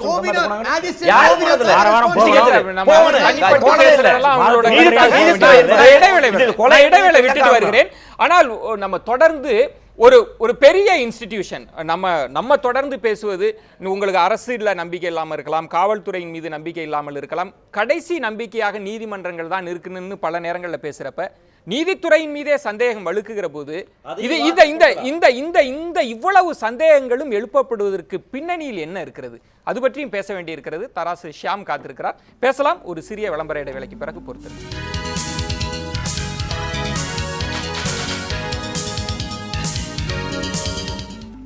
மீண்டும் உங்களை வரவேற்கின்றேன். ராம்குமார் தற்கொலை நீடிக்கக்கூடிய மர்மம், இது தொடர்பாக தான் நம்ம பேசிட்டு இருக்கோம். நம்ம தொடர்ந்து பேசலாம். தராசு ஷியாம், உங்களுடைய அனுபவத்திலிருந்தே நீங்கள் சொல்லுங்கள். நிறைய வழக்குகளை நம்ம பார்க்குறோம், அது தொடர்ந்து பேசப்படுது. இப்போ நாளை வந்து விசாரணைகள்லாம் நடத்தப்படும். அப்படி ஒரு கஸ்டோடியல் டெத்தாக இருக்கலாம், சிறைத்துறையில் இருக்கக்கூடிய மரணங்கள்லாம் விசாரிக்கப்படும். அதில் பிரச்சனை இருந்தால் மீண்டும் அப்பீலுக்கெல்லாம் போகிறப்ப இதிலெல்லாம் மர்மம் இருக்குது, சந்தேகம் இருக்குன்னா அதெல்லாம் வெளியிலே வராமல் போயிடுமா என்ன? அப்படி சொல்ல முடியும்? அப்படி சொல்ல முடியாது. இப்போ நீதிமன்றம் வந்து வேற வழி கிடையாது. டெமோக்ரஸியில் அது லாஸ்ட் ரிசார்ட். அதுதான் நம்ம அதோட மாண்பை வந்து மதிச்சு தான் ஆகணும், எவ்வளவு சந்தேகங்களை கிளப்பினாலும். மேலும் வந்து ஒரே நீதிபதி தான் இதை விசாரிப்பார்னு சொல்ல முடியாது. பல நீதிபதிகள் மாறி தான் வருவாங்க. அதெல்லாம் ப்ராக்டிக்கலாக எல்லாருக்கும் தெரிஞ்சதான். நானும் ஒரு வழக்கறிஞர் தான். இங்கே உட்காந்துருக்கிறதுல 3 பேர் வழக்கறிஞர்கள், 4 பேர் நினைக்கிறேன். அவர் கிருஷ்ணபதி சார் தான் 4 பேர். இதில் வந்து முதல்ல இருந்தே இந்த சுவாதி மேட்டரில் வந்து வெளிவராத முடிச்சுகள் இருந்தது. அது நம்மளும் இந்த அரங்கத்தில் டிஸ்கஸ் பண்ணியிருக்கோம். நிறைய பேருக்கு அது தெரிஞ்ச விஷயம்தான். அதாவது டிரான்ஸ்பரண்டாக வந்து வெளியில் வரல, இதுதான் வெளியில் வரல.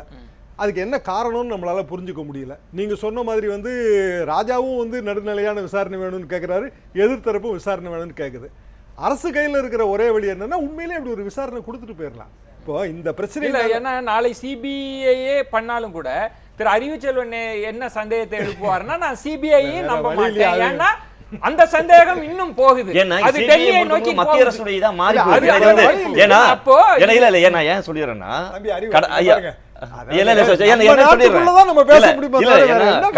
கடந்த காங்கிரஸ் ஆட்சியில சிபிஐ உத்தரவிட்ட எல்லா வழக்குகளையும் பிஜேபி கொஸ்டின் பண்ணிச்சு.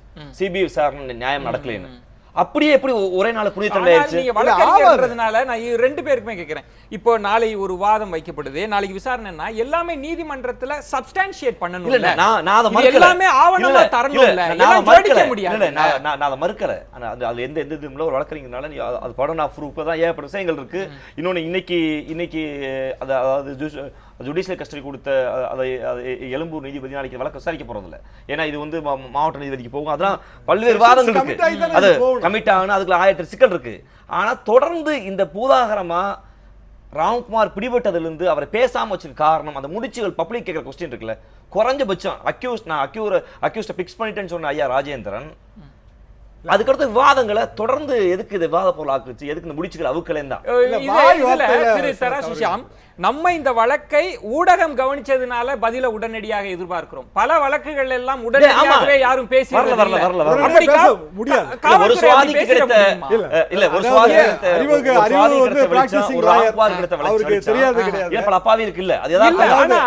காவல் இல்ல. நான் கேட்பது, இந்த இடத்துல வந்து சோசியல் மீடியாவில் பல சந்தேகங்கள், அரசியல் தலைவர்கள் சந்தேகங்கள்லாம் வைக்கிற போது காவல்துறை மௌனமா இருக்குன்னா அவங்க ஜுடிஷியரி கோர்ட்டுக்கு தான் போய் பேசணுமா, இல்ல வெளியிலே இந்த விளக்கங்கள் காவல்துறை வந்து அரசு அதிகாரிகள் அவங்க வந்து கண்டிப்பா வந்து பத்திரிகைகளுக்கு வர முடியாது, ஊடகங்களுக்கு வர முடியாது, எல்லாருக்கும் தெரிஞ்ச விஷயம் தான். கோர்ட்டுக்கு அவங்க ஆன்சரபிள். சார்ஜ் ஷீட் போடுறதுக்கு முன்னாடி அவங்க ஏதாவது ஒரு மேட்டர் சொன்னாங்கன்னா அதுவே வந்து தவறா எடுத்துக்கொள்ளப்படும், அதுவே எதிர்த்து வாதாடப்படும். இது வந்து இப்போ ராம்குமார் வந்து ஊடகத்துக்கு அவருக்கு என்னதான் வந்து நம்ம போன் ஃபெசிலிட்டி கொடுத்திருந்தாலும் பிளட் ரிலேட்டிவ் தான் அவர் பேச முடியும். அது பேசல இல்ல, அது பேசல நான் ஊடக சொல்ல matter seize by high court அந்த போது டிஜிபி ராஜேந்திரன் தான் இன்டர்வியூ கொடுத்தாரு. ஆமா, இப்ப பல்வேறு வழக்கு நீங்க டாக்டர் சுப்பியாவும் ஒரு வழக்கு இருக்கு. மருத்துவ சுபையா வழக்குல இன்டர்வியூ காவல்துறை வெளிப்படையாக செயல்படுச்சு. BJP தான் கொடுத்தாங்க. ஏன்னா அக்யூஸ்ட் பிக்ஸ் அதை வழக்கறிஞர் சொல்ல விரும்புறேன். வழக்கு கவனிக்கல காவல்துறை வெளிப்படையாகவே, ஏன்னா அது பாதிக்கப்பட்டவருடைய மகளை ஒரு காவல்துறையை திருமணம் பண்றாரு உயர் அதிகாரி. இன்னைக்கு சென்னை மாநகர உயர் அதிகாரி, அதாவது சுப்பையாவுடைய மகளை வந்து திருமணம் பண்றாரு. அதனால வெளிப்படையா வழக்கறிஞர்களுக்கு எதிராக உட்கார்ந்து காவல்துறை பேசினாங்க. வெளிப்படையா வாங்கிடுச்சு, ஊடகங்கள் கொஸ்டின் பண்ணிச்சு, எப்படி வெட்டினாங்க, எப்படி நீங்க அந்த பாதிக்கப்பட்டவங்க இதுல வந்து கேட்கற உடனே பதில் சொல்லையே. சரி, நம்ம ராம்குமாரினுடைய நண்பரும் காத்திருக்கிறாங்க, ரோசின்னு நினைக்கிறேன். வணக்கம் ரோசி. இந்த மாதிரியான சூழல்ல உங்களிடம் மீண்டும் மீண்டும் கேள்வி கேட்கறதுல எனக்கு உடன்பாடு இல்லை. ஆனாலும் ஒரே ஒரு கேள்வி, நீங்க இந்த வழக்கின் தன்மையை நீங்க எப்படி பார்க்கறீங்க? நான் உங்களுடைய நட்பு எல்லைகளை எல்லாம் கடந்து மனம் திறந்து உண்மையை சொல்லுங்க. ஏன்னா பாதிக்கப்பட்டிருக்கிற சுவாதியும் ஒரு பெண் தான், அவங்களும் இருக்கிறாங்க. உண்மையை பேசுங்க, மனம் திறந்து சொல்லுங்க. கண்டிப்பா கண்டிப்பா கண்டிப்பா உண்மையை மட்டும் பேசணும்னு நினைக்கிறேன். அட்லீஸ்ட் இப்பயாச்சும் பேசணும்னு நினைக்கிறேன். என்ன விஷயம்னா, நான் முதல்ல ஒரு முக்கியமான விஷயத்தை நான் இங்க முதல்ல பதிவு பண்ணணும். முதல் தடவையா காவல்துறை என்ன சொன்னாங்க அப்படின்னா, வந்து வீட்டை கதவை தட்டணும், அதுக்கப்புறமா நாங்க போய் அவங்களை எழுப்பணும், ராம்குமார் வெளில ஓடி போய் கழுத்து அறுத்துக்கிட்டான், இதானே சொன்னாங்க? ஆமா ஆமா, சொல்லுங்க, பேசுங்க ரோசி. ஆனா உண்மை என்னன்னா, வீட்டுக்குள்ள உண்மை என்னன்னா, வீட்டுக்குள்ள அம்மா 2 தங்கச்சி 2 பேர் தூங்கி இருக்காங்க. அப்பா கொஞ்சம் முன்னாடி தூங்கி இருக்காரு.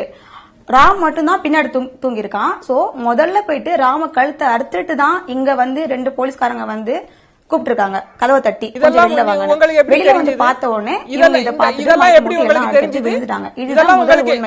அந்த உண்மை உங்களுக்கு யார் சொன்ன? உங்களுக்கு 3 நாளா நான் சொல்லுங்க. 3 நாளா இங்க வந்து ராம் தங்கச்சியோட நான் வந்து பேசிட்டு இருக்கேன். ராம் தங்கச்சி, ராம் அம்மா, ராம் இன்னொரு தங்கச்சி, ராமோட அப்பா, 4 பேர்கிட்டையும் 3 நாளா இது விஷயமா பேசுறதுக்காகவே நான் இப்ப இங்க வந்து பேசிக்கிட்டு இருக்கேன்.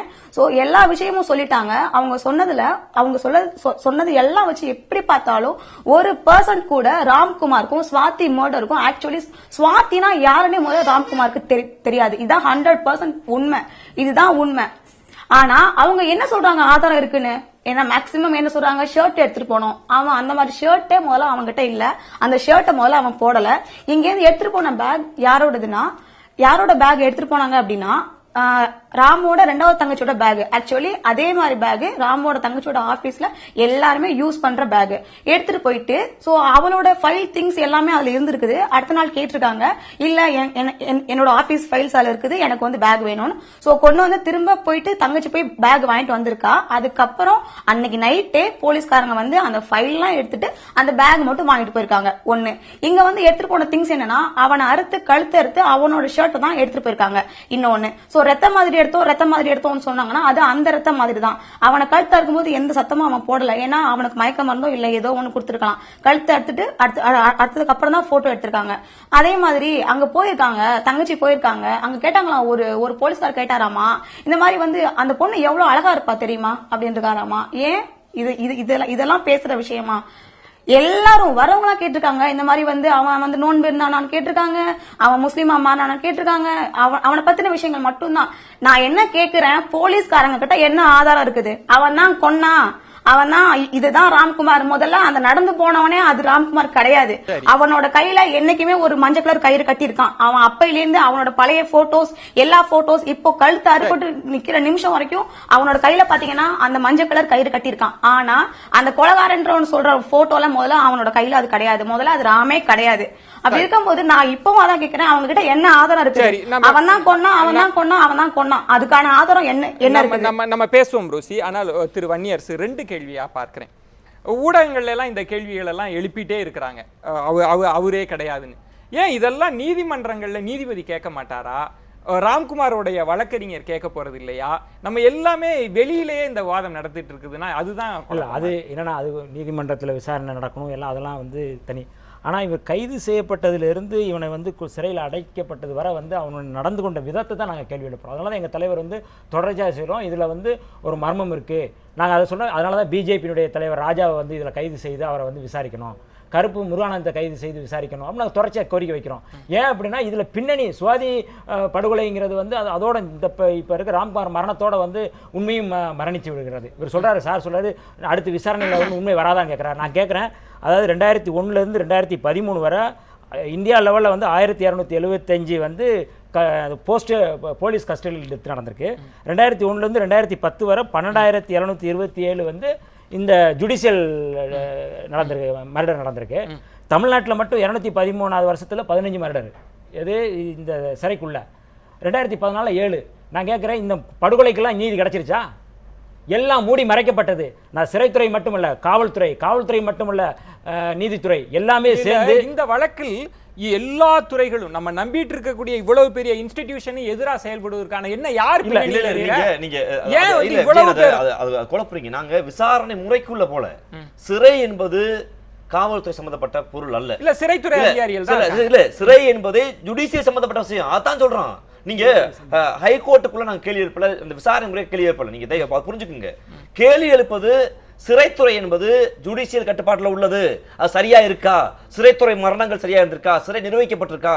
அதுல நேரம் இருக்கான்னு கேட்கறான். நீங்க உடனே வந்து நீங்க அதை கொஸ்டின் பண்றீங்க. இல்ல இப்ப வாங்கலாம். இப்ப ஒரே ஒரு விஷயத்தை நான் கேட்கிறேன். திரு கருணாநிதி அவர்களே நாங்க பேசிட்டு இருந்தப்ப அந்த கேள்வி எழுப்பப்பட்டது. இப்ப எல்லாருமே வந்து உடலை எங்கள்கிட்ட காண்பிக்கணும் அப்படின்னு போராட்டம் நடத்துறாங்கல்ல, உடனடியாக எப்படி சிறைத்துறை அதிகாரிகள் காமிச்சிட முடியுமா? நாளை அந்த உடலுக்கு ஏதாவது வந்து பிரச்சனை வந்துச்சுன்னா நீங்க எல்லாமே வீதியில் வைத்து இந்த இது அரசியலாக்கப்படுதுன்றது இல்ல. என்ன நீங்க அரசியலாக்கப்படுது சொல்ல எனக்கு தப்பாப்படுது. ஏன்னா அரசியல் எதுக்காகப்படுது? மக்களுக்காகப்படுது. மக்களுக்கான அரசியல். அதான் அந்த அரசியல் சொல்லுவேன், அதை நீங்க பயன்படுத்தலாம். நான் கேட்கறது, ஒரு இறந்துட்டா நீங்க டிக்ளேர் பண்றீங்க, எல்லா ஊடகங்களும் செய்தி வருது. குறைஞ்சபட்சம் அவங்களுடைய ரத்த உறவினர் யாராவது டெத்து பார்த்துட்டு வா. இதுல என்ன இருக்கு? 10 காவல்துறை நிக்க போறீங்க. நான் கேட்கிறேன், அந்த பாடி வந்து எப்படி இறந்தா அப்படிங்கிறது ஊடகம். நான் வந்து நீங்க வந்து அறிவுச்செல்வன் சொன்னது போல வந்து ரத்த உறவுகளை காட்டல. நீங்க வந்து அதுல வந்து சட்ட இது இருக்குன்னா நீங்க வந்து ஊடகங்களுக்காக நீங்க காட்டு இறந்துட்டா அப்படிங்கிறது காட்டுறதுல வந்து என்ன தவறு இல்ல. இன்னும் நான் மீண்டும் சொல்றேன், நீங்க எல்லாம் இது குழப்பறீங்க. ஜுடிஷியரி மீதான குற்றச்சாட்டு என்பது இத தெளிவா சொல்றேன். நீங்க உள்ள இதுவரைக்கும் தமிழ்நாட்டு சிறைத்துறையை பொறுத்தவரை நடக்கிற எல்லா ஆவணங்களுக்கும் கீழமை நீதிமன்றம், மாவட்ட நீதிபதிகள் இருக்கக்கூடிய ஜுடிஷியல் கட்டுப்பாட்டில் இருக்கிறது. உள்ள நிர்வாணமா, அதாவது இறந்த பணத்தை கூட நிர்வாணமா இன்னைக்கு போஸ்ட்மார்ட்டம் பண்ண முடியாது. ஆனா சிறைக்குள்ள கைதிகள் நிர்வாணமா வச்சு இன்னைக்கு நடக்குது. நான் எத்தனை புது வழக்கு கொடுக்கவா? எத்தனை பேர்ட்ட எங்க இருந்துச்சு? எத்தனை மனு போட்டாச்சு? சிறைத்துறை என்பது நீதித்துறை இறங்கி வேலை செய்யாத வரப்பட்டா இருக்கு. அது கேள்வி கேட்கறது உரிமை, அக்கௌண்டபிலிட்டிங்கிறது எல்லாத்துக்கும் இருக்கு. அந்த நரசிம்மன் கமிட்டியில வந்து மிக தெளிவா இருக்கு, சிறை சீர்திருத்த வேணும்னு சொல்றாங்க. இதுவரை வந்து அந்த கமிட்டியில சொன்ன எதையுமே நீங்க ஃபாலோ பண்ணல. நீங்க வந்து சிறையில போய் பாருங்க, நீங்க வந்து அந்த கம்பிகளுக்கு இடையில வந்து நீங்க அவங்க வந்து கேட்கவே முடியாது, நீங்க வந்து பார்க்கவே முடியாது. அந்த அளவுக்கு மோசமான ஒரு நேரம். உணவு முறையில கூட மாற்ற வேணும்ன்றாங்க. சிறைத்துறையில சீர்திருத்த வேணும், அவங்க வந்து வெளிப்படை தன்மை வேணும்ன்றாங்க. நீங்க வந்து வெளியில இருந்து பாக்குறவங்க உள்ள இருக்கிறது தெரிய மாட்டேங்குது, உள்ள இருக்கிறவங்க வெளியில என்ன நடக்குது, அப்ப அதுக்கான ஓப்பனா இருக்கணும் அப்படிங்கிறது. இதுல 2 விஷயங்கள் நம்ம பேச வேண்டியிருக்கிறது. ஏனென்றால் சுவாதியும் படுகொலை செய்யப்பட்டு விட்டார். இன்றைக்கு குற்றம் சுமத்தப்பட்ட ராம்குமாரும் மரணித்து போய்விட்டார். இனி இந்த வழக்கினுடைய தன்மை என்னவாக போகிறது? இனி இந்த வழக்கு எதை நோக்கி நகரப் போகிறது அப்படின்ற ஒரு கேள்வியும் எழுப்ப வேண்டியிருக்கிறது. இனி என்ன செய்ய வேண்டும்? யாருக்கு பொறுப்பு இருக்கு? இனி என்னென்ன நடக்கப் போகிறது? இது பற்றியும் பேசலாம். ஒரு சிறிய விளம்பர இடைவேளைக்கு பிறகு பொறுத்திருக்கு.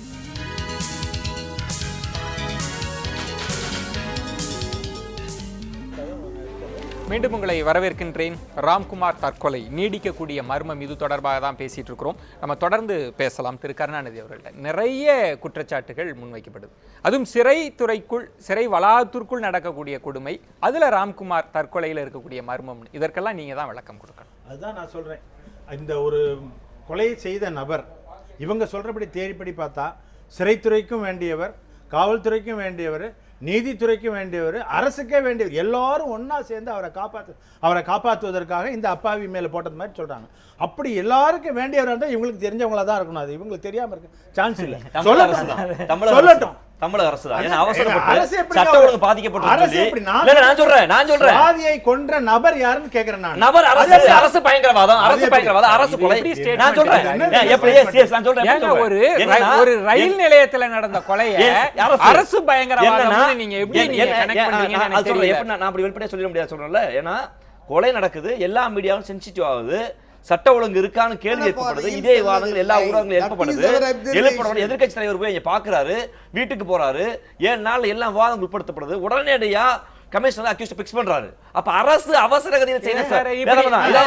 தமிழ்நாட்டில் இருக்கிற 8-9 கோடி பேர்ல அவங்களாவே Yes, anyone, யாராவது ஒரு ராம்குமார் பிடிச்சிட்டு வாங்கன்னு பிடிச்சிட்டாங்களா? ராம்குமார் ஏதோ எப்படி சார் எப்படி இது எக்ஸாக்ட்லி குலுக்கு சீட்டு போட்டு எடுத்த மாதிரி Honorable சொல்றீங்க. Madras High Court order பண்ணதுக்கு அப்புறம் தான் அதே சர்ச் பண்ண ஆரம்பிச்சாங்க. அதுவரையும் வந்து நீங்க இது பிக்ஸ் சுவாதி கொலை வழக்குல எந்த விதமான குற்றமும் சொல்லல. சோமல சாட்சி எதுக்கு தப்பா Madras High இருக்கு Court நாடகம் தான் அவங்க பண்ணாங்க.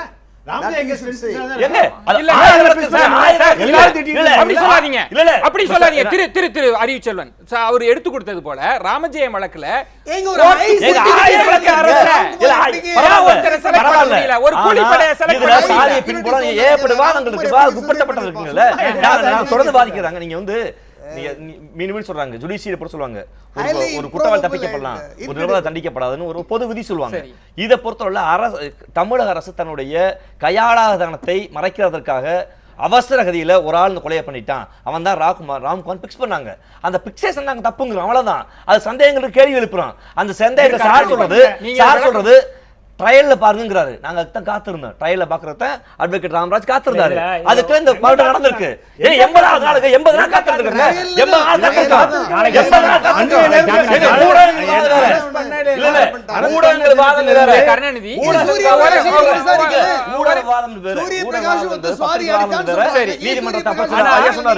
சொன்னாரு திரு கிருஷ்ணமூர்த்தி அவர்கள் கரெக்ட். ஆனா திரு கிருஷ்ணமூர்த்தி அவர்களே எழுப்புனது வந்து ராம்குமார் கொலை செய்யப்படுவதற்கான வாய்ப்பு இருக்குன்னே சொன்னார். அவர் பேச விடாமல் அதுதான் இன்னைக்கு நடந்துருச்சு. அதுதானே நம்ம இதே நீங்க சொல்றீங்க ஹேஷியம்னு. ஆனால் அதத்தான் எல்லாரும் சொன்னாங்க. அதத்தான் அவர் சொல்லிட்டே இருக்காரு. சந்தேகத்தையும் இதையும் யார் வேணாலும் கிளப்பலாங்க. அது வேற விஷயம்.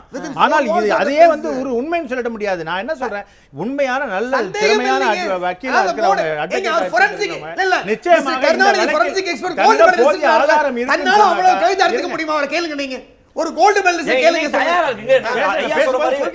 குறுக்க வேண்டாம் திரு ஐயா சொல்ற மாதிரி இல்ல திரு அறிவுச்செல்வன் இருங்க சார். கைதாரத்துக்கு முடியுமா கிருஷ்ணமூர்த்தி இருங்க. இல்ல இல்ல சார் ரைட் அவர்ட்ட நான் கேக்குறேன். சொல்லுங்க சார் திரு கருணாநிதி. அதுதான் நான் சொல்றேன் ஹேஷியமாக பல விஷயங்கள் சொல்லுங்க. பாருங்க இப்ப எதுக்கு நான் பேச விடாம குறுக்க முடியுமா? எதுக்கு குறுக்கிட? ஏன்னா அவருக்கு கேட்க விருப்பம் இல்ல. நல்ல திறமை நான் என்ன சொல்றேன் திறமையான லாயரா இருக்கிறவங்க இந்த வழக்கில் நமக்கு போதிய ஆதாரங்கள் இருக்கு அக்யூஸ்டா நம்ம இந்த பொய்யா ஃபிக்ஸ் பண்றாங்க நம்ம வெளியே எடுத்துட முடியும்னு சொன்னா வெளியில வாயே திறக்க மாட்டாங்க. நீதிமன்றத்தின் முன்னால் நின்று அவனை வெளியே கொண்டாடலாம். அந்த குற்றவாளிகிட்ட சொல்ல நீ கவலைப்படாத உன்னை நான் வெளியே எடுக்கிறேன் எனக்கு ஆதாரங்கள் இருக்கு இந்த கேஸ் நல்ல அருமையான கேஸ்னு ஆதாரங்களை திரட்டுவதில் மட்டுமே தன் கவனத்தை செலுத்தியிருப்பாரு. பத்திரிகைக்கு பேட்டி கொடுக்க மாட்டாங்க. இருங்க பத்திரிகைக்கு பேட்டி ஓபனா வெளியில பேச மாட்டாங்க. நல்ல ஆர்குமெண்ட். ஆனா இதே நான் சொல்றேன் வழக்கறிஞர் கூட அப்படி திறமையான வழக்கறிஞர் பேச மாட்டாங்க. அப்படியே பேசினா கூட விட்டுருங்க. நான் உங்க இது நீ மாஜிஸ்ட்ரேட் பேசுறார் ஊடகத்தை தவறு. மாஜிஸ்ட்ரேட் வந்து பேசணும்னு அவசியமே இல்ல. காவல்துறை ஆணையர் பேசுறாரு நாங்க பிக்ஸ் பண்ணிட்டோம் இவர்தான் அப்படின்னு. அப்போ சந்தேகம் வழுக்குதா? இப்ப இதை நீங்க இவங்களுக்கு சொல்ல மாட்டீங்களா? ஏன் வந்து வெளியில பத்திரிகைக்கு சொல்லணும்? மாஜிஸ்ட்ரேட்டோட ரோல் என்ன? பத்திரிகையாளர்கிட்ட பேசுறதா? நீங்க கேட்ட கேள்விக்கு நான் சொல்றேன். ஒரு பத்திரிகை இதுல வந்து கேட்கும்போது அக்யூஸ்ட் யாருங்கும்போது ஃபிக்ஸ் பண்ணிட்டோங்கிறது வெளிப்படையான உண்மை. அதை மட்டும் தான் கமிஷனர் சொன்னாரு. எப்படி ஃபிக்ஸ் பண்ணோம்னு அவர் சொல்லல. எப்படி ஃபிக்ஸ் பண்ணோங்கிறது தான் நீதிமன்றத்தில் தான் சொல்லுவாங்க. நீங்க ஃபிக்ஸ் பண்ணதா நல்லா தெரியுதா? ஓபனா தெரியுதா? அவரை ஃபிக்ஸ் பண்ணி தானே அரெஸ்ட் பண்ணியிருக்கிறோம். அப்படி இருக்கல அதை சொல்றதுல என்ன தவறு இருக்கு? ஃபிக்ஸிங்கிற வார்த்தையோட குழப்பம் நீங்க என்ன அதை யூஸ் பண்றீங்கன்னா ஃபிக்ஸ் பண்ணது அப்படிங்கறத வந்து அது மேட் குட் பண்ணி இவர்தான் சொன்ன மாதிரி பேசுறாங்க. அந்த டெர்மினாலஜி அக்யூஸ் யாருங்கறத நாங்க கண்டுபிடிச்சோம். ஆதாரங்களை வைக்கல. ஐயா சொன்ன மாதிரி இந்த வழக்குல தொடர்புடைய வழக்கறிஞர் நான் இல்ல. இவர் இல்ல ஐயாவும் இல்ல. ஐயா கிருஷ்ணமூர்த்தி ஐயா இருக்காரு. இதுல அவருடைய வழக்கறிஞர் காமராஜ் வந்து தெளிவா இருக்காரு. நான் நீதிமன்றத்துல பாத்துக்கிறேன். 80 நாள் ராமராஜ் அவர் வந்து முன்னாள் மாவட்ட நீதிபதி. அவரும் சட்டம் தெரியாதவர். மாவட்ட நீதிபதி ரிட்டையர். அவர் வெளியே பாருங்க 80 நாள் காத்திருக்காங்க சார்ஜ் போடட்டும் நீதிமன்றத்துல. கோபிநாத் அதாவது பதில் சொல்ல அவசியம் இல்லாத மாஜிஸ்ட்ரேட் பதில் சொல்லும் போது பதில் சொல்ல அவசியம் இல்லாத காவல்துறை பதில் சொல்லும் போது பதில் சொல்ல அவசியம் இல்லாத வழக்கறிஞர் பதில் சொல்ல தப்பு இல்ல நினைக்கிறேன். ஏன்னா வாதத்துக்கு உட்படுத்தும் போது வாதத்துக்கு பேசக்கூடாது. நான் காத்திருந்தேன் ஜுடிஷியரை ப்ரூவ் பண்ணணும்னு காத்திருந்தான். இப்ப காத்திருக்க தயார். ராம்குமாரை கொண்டு வாங்க. என்னாச்சு ராம்குமார்? மரணம். அதான் கேள்வி இருக்கிறோம். நாங்க காத்திருந்தோம் அந்த ஜுடிஷியை நம்பி ட்ரையல் சரின்னு காத்திருந்தோம். இன்னைக்கு ராம்குமார் இல்ல. எங்க ராம்குமார்? ராம்குமாரினுடைய நண்பர் அவங்க ரோசி நீங்க முக்கியமான ஒரு கேள்வி எழுப்பணும்னு சொன்னீங்க. சோ பேசுங்க ரோசி. வணக்கம். சொல்லுங்க. ஆமா முக்கியமான விஷயம் என்ன விஷயம்னா இப்போ ராம இழந்துட்டோம். ராமுக்காக இப்போ நான் உண்மையை சொல்லணும்னா ராம் ஆஃப்டர் ஸ்வாதி மர்டர் உள்ள வந்தவங்க தான் நானு. சோ இப்ப என்ன வந்துகிட்டு இருக்குன்னா, எங்களுக்கு வந்த தகவல் என்னன்னா, இந்த நிமிஷம் வரைக்கும் நான் ராம் வீட்ல தான் இருக்கேன். அபிஷியலா எந்த போன் கால்ஸும் வரல. எங்க இருந்து காவல்துறையிடம் இருந்தோ இல்ல ஹாஸ்பிட்டல்ல இருந்தோ எங்க இருந்துமோ பிரைசன்ல இருந்தோ எங்க இருந்துமே இது வரைக்கும் கால் வரல. இந்த மாதிரி ராம்குமார் இப்படி ஆயிட்டான், இந்த மாதிரி ஆயிடுச்சு, இத்தனை மணிக்கு இது ஆனிச்சு, எந்த விஷயமும் இந்த நிமிஷம் வரைக்கும் கால் பண்ணி சொல்லல. இன்னொன்னு என்னன்னா, இதுக்கப்புறம் நீங்க முதல்ல பேசுனீங்க, இதுக்கப்புறம் அடுத்த கட்டம் என்னன்னு சொல்லி பேசுனீங்க. ஆக்சுவலி என்ன அடுத்த கட்டம்னா, இதுக்கப்புறம் இந்த விஷயத்தை பத்தி தோண்டின திலீபன் மகேந்திரன் அவனுக்கு அடுத்த குறி ஆக்சுவலி ராமோட தங்கச்சி, அதுக்கப்புறம் திலீபன் மகேந்திரன், அப்புறம் அவனை சுத்திட்டு இருக்காங்க எங்களோட நண்பர்கள். இந்த மாதிரி யாரெல்லாம் இந்த கேஸ் பத்தி விசாரிச்சிருக்கோமோ எல்லாருக்குமே ஆபத்து இருக்குன்னு இந்த நிமிஷம் இல்ல உங்களுடைய அச்சத்தை நான் கிடையாது கிடையவே கிடையாது. ஏன்னா இதுல ஒரே ஒரு அவசியம் கிடையாது. ராம்குமாரினுடைய தந்தை உங்க நீங்க இருக்கிற இடத்துல தானே இருக்காங்க. மிகைப்படுத்தாம விட்டதுனாலதான் ராம்குமாரை இழந்திருக்கோம். ஒரு நிமிஷம் ரோசி, என் கேள்வி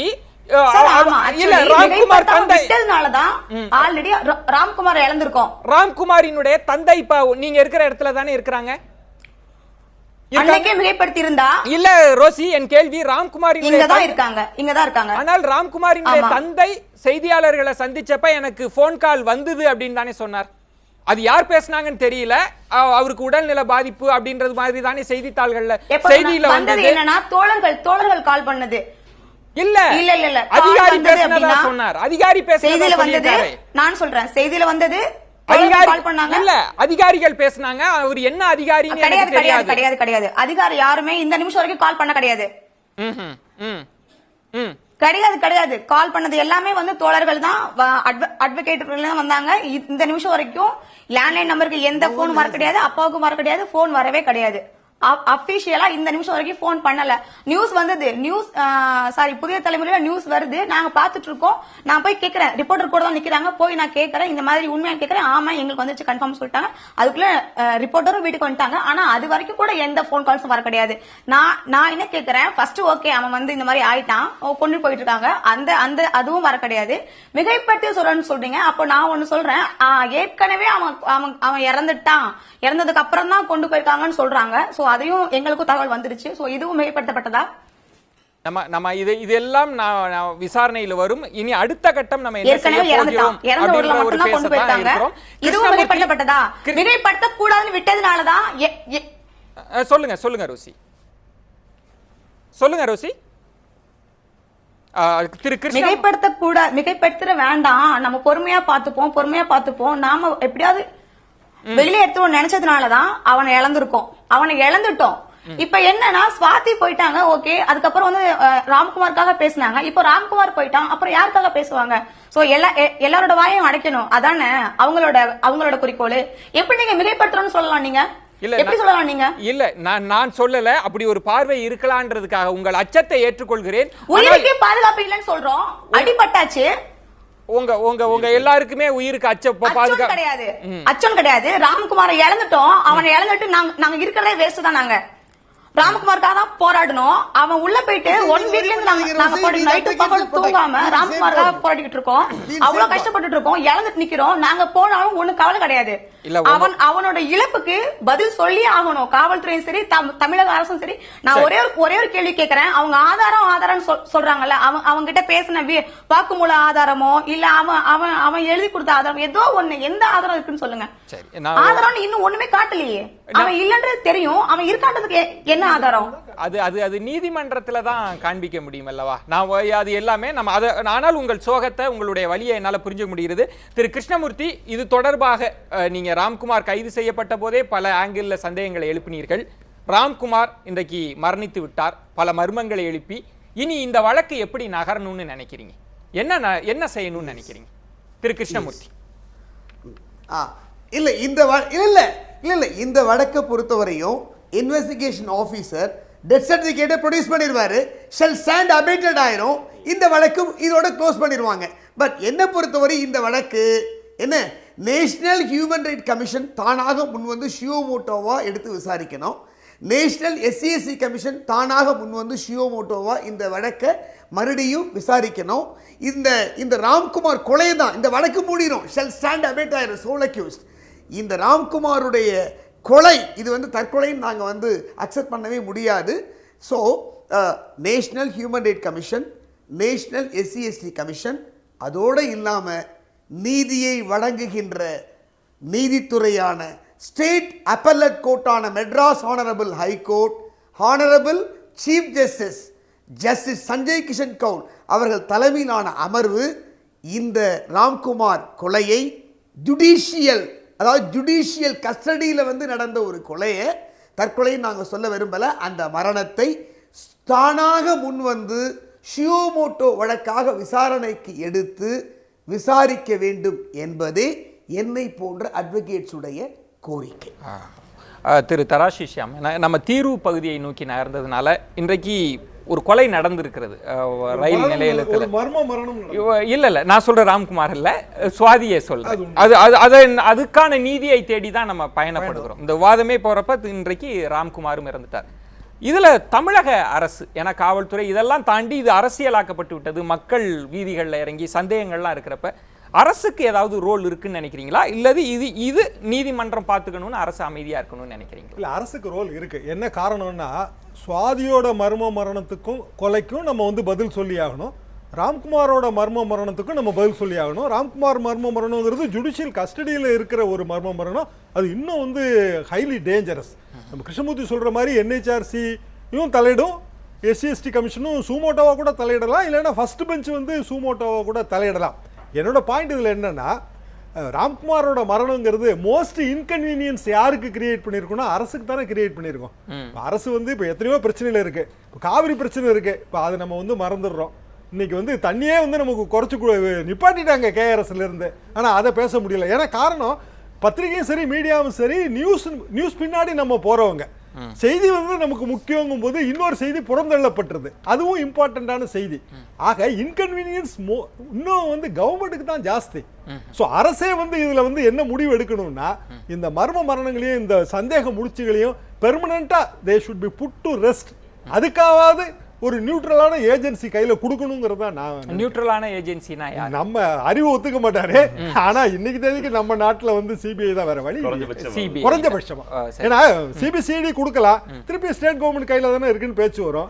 CBI கொடுத்தா அறிவு என்ன சொல்லுவாருன்னா சென்ட்ரல் கவர்மெண்ட் கையில தான் இருக்குன்னு சொல்லுவாரு. உண்மையும் கூட மத்திய அரசின் கைக்குருவி CBIன்னு நானும் நிறைய இடங்கள்ல சொல்லியிருக்கேன், உச்ச நீதிமன்றமே சொல்லியிருக்கு. இல்ல அது தீர்ப்பா சொல்லல, போற ஸ்டேட்மெண்ட் இல்ல, நீதிபதிகள் வியாக்கியானம்ன்றது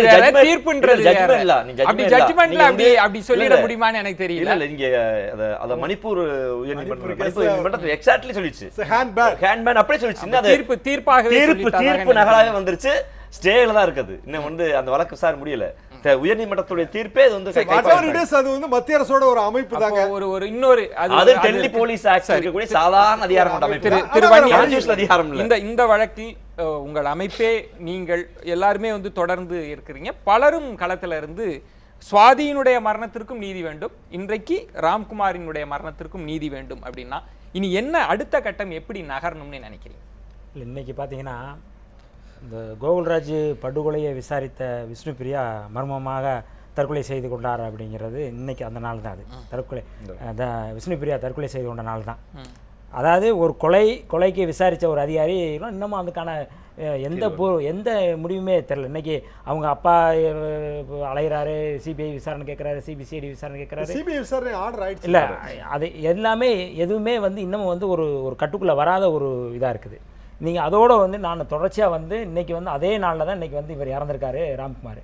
நாங்கள் சொல்கிறோம், இது வந்து உண்மையாகவே வந்து இந்த கொலையில் வந்து இன்னும் பல்வேறு முடிச்சுகள் அவிழ்க்கப்படாமல் இருக்குது. அது அவிழ்க்கப்படணும்னா இது வந்து முறையாக CBI விசாரணை வேணும் அப்படின்னு நாங்கள் கேட்குறோம். இது ஆரம்பத்திலேருந்தே சொன்னால் இவனை வந்து கொலை செய்வதற்கு கூட முயற்சி செய்வார்கள், இதில் வந்து கவனமாக இருக்கணும்னு சொல்லி எங்களுடைய தலைவர் தொடர்ச்சி அதை வந்து சொல்லியிருந்தார். இன்றைக்கி என்ன நாங்கள் அச்சப்பட்டோமோ அதுவே நடந்திருக்கு. இன்றைக்கி எந்த ஒரு ஜுடிஷியல் கஸ்டடியில் இருக்கிற ஒருத்தரை வந்து கொலை செய்து அவரை வந்து இன்றைக்கி வந்து ராயப்பேட்டை கடத்தி இருக்கிறாங்க. அந்த இடத்துல தான் நான் கேட்குறேன், சுவாதியும் கொலை செய்யப்பட்டு விட்டார், இன்றைக்கு ராம்குமாரும் இறந்து போய் விட்டார்னா இப்ப இரண்டுக்கும் நீதி அப்படின்னா நம்ம யாரை நோக்கி? இல்ல அதுதான் நீங்க இருங்க, நம்ம அரசிட்ட கோரிக்கை வைக்கிறோம். சுவாதி படுகொலை யாரும் ஏற்க முடியாது. சுவாதி போன்று இன்னைக்கு வந்து பல பெண்கள் கொல்லப்பட்டிருக்காங்க.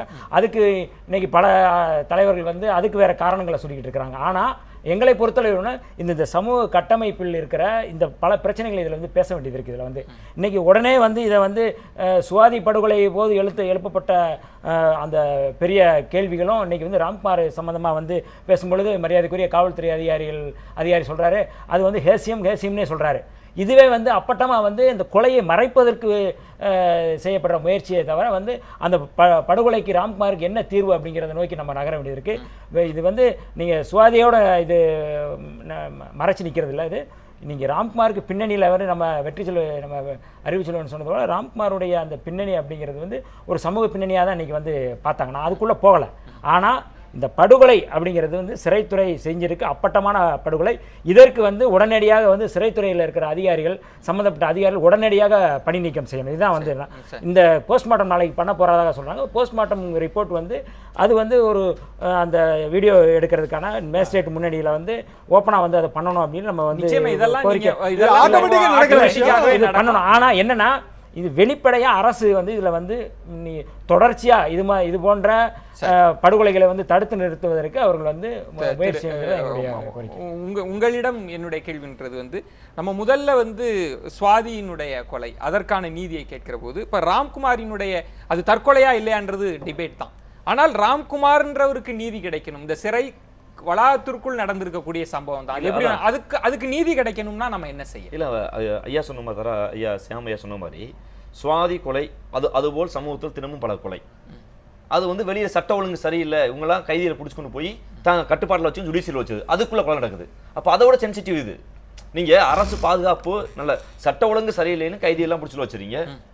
சிறைக்கிலே சட்ட ஒழுங்கு சரியில்லை. இப்போ பேரியவாளன் தாக்கப்படுறாரு, இவர் அதாவது தற்கொலை செய்யப்படுறாரு. அப்போ உள்ள சட்ட ஒழுங்கு சரியில்லை. அப்போ கவனிக்க வேண்டிய விஷயம் இது. தொடர்ந்து நீங்கள் இதுக்கு முழு பொறுப்பு ஜுடிஷியரி தான். ஜுடிஷியரியுடைய பொறுப்பு இருக்கக்கூடிய சிறைத்துறையை மறுசீராய்க்கு உட்படுத்தப்பட்டு சுவாதி கொலையும் விசாரிக்கப்பட வேண்டும். இங்கே இருக்கக்கூடிய ராம்குமார் நான் எங்கள் வாதத்தில் ராம்குமாருடைய கொலையும் விசாரிக்கப்பட வேண்டும். இதுக்கு ஜுடிஷியரி நேர்மையாக வந்து ஐயா சொன்ன மாதிரி சுயமோட்டாவோ இல்லை இருக்கக்கூடிய மாவட்ட நீதிபதிகளே வார ஒரு முறை சிறைக்கு போகிற மாதிரியாவது குறைஞ்சபட்சம் நாட்டில் தான் சட்ட ஒழுங்கு கெட்டு போச்சுன்னு பயந்து உள்ளே போனால் சிறைக்களையும் ஜுடிஷியரிக்கும் சட்ட ஒழுங்கு கெட்டு போயிருக்கிற நிலையை மாற்றணும். அதில் தான் கேட்குறோம். நீங்கள் மீண்டும் ஜுடிஷியரை நாங்கள் அக்யூஸ் பண்ணுறங்கிறது இது அக்கௌண்டபிலிட்டிக்கு உட்பட்ட ஜனநாயக நாட்டில் எல்லாரும் கேள்வி வைக்க முடியும். எல்லாரும் அவதூறத்தை பேசக்கூடாது. கேள்வி வைக்கலாம். நீதிபதிகளே நீதித்துறைகளை அந்த முறை நீதிபதிக்கு அதே உரிமை சாதாரண குடிமகன் கஸ்டடியில் இருக்கிற ஒருத்தர் வந்து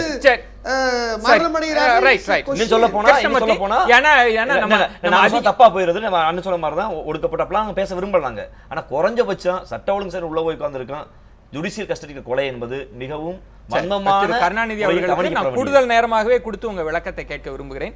இந்த வழக்கை பொறுத்த வரைக்கும் நிறைய சந்தேகங்கள் நிறைய ஹேஷியங்கள்லாம் வந்ததுன்னா அந்த ஹேஷியத்தை ஏற்படுத்தியதில் காவல்துறைக்கும் ஒரு பங்கு இருக்கு அப்படின்றத நீங்க ஏத்துப்பீங்களா இல்லையா? நிச்சயமாக. அதாவது சந்தேகம் யாருக்கு வேணாலும் ஏற்படலாம். இல்ல காவல்துறைக்கு இன்வெஸ்டிகேட்டிங் ஆஃபீஸருக்கு ஒரு கடமை இருக்கு. அதாவது அவருடைய இன்வெஸ்டிகேஷனை பற்றிய விவரங்களை வெளியே சொல்ல வேண்டியதில்லை. அது சட்டத்திலே அவருக்கு இடம் இருக்கு. It is a confidential enquiry. Only நீதிமன்றத்தின் முன்பாகத்தான் கொண்டு போய் காட்டணுமே தவிர வெளியில வந்து பத்திரிகைக்கு பேட்டி கொடுக்கறது ஈவன் கம்ப்ளைண்ட்டை சேட்டிஸ்ஃபை பண்றதுக்காக கூட சொல்லக்கூடிய அவசியம் கிடையாது. சொல்லக்கூடிய விஷயத்தை இப்போ அவங்க திரும்ப அந்த கமிஷனுடைய ஸ்டேட்மெண்ட்டை சொன்னாங்க. நாங்கள் இந்த அக்யூஸ்ட் எங்களுக்கு யாருன்னு தெரிஞ்சிச்சு கைது பண்ணிட்டோங்கிறத சொன்னாரே தவிர எந்தெந்த ஆதாரங்கள் அவருக்கு எதிராக இருக்குங்கிறத வெளியில சொல்லக்கூடாது. சொன்னோம்னாக்கா அதுக்கு எதிராக டிஃபென்ஸ் லாயர்ஸ் அதுக்கு கவுண்டர் பண்றதுக்கு வாய்ப்பு இருக்குங்கிறதுனால விட்னஸை டேம்பர் பண்ணுவாங்கிறதுக்கு சொல்ல மாட்டாங்க. அதனால இன்னொரு விஷயம் இவங்க அடிக்கடி என்ன சொல்றாங்க,